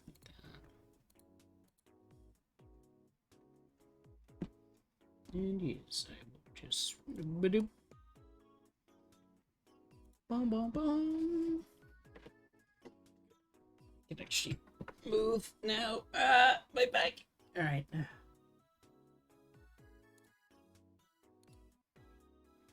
Yeah. Alright. Thank you for watching. I hope you enjoyed today's chillaxing stream. God, we only got 4 subclasses done in 3 hours, which is... Oh no, I've been distracted. You successfully did it. I can't believe this. But, yeah. I'll be going now, and, thank you. So, yes. And of course, the, secret, code to be in my friend is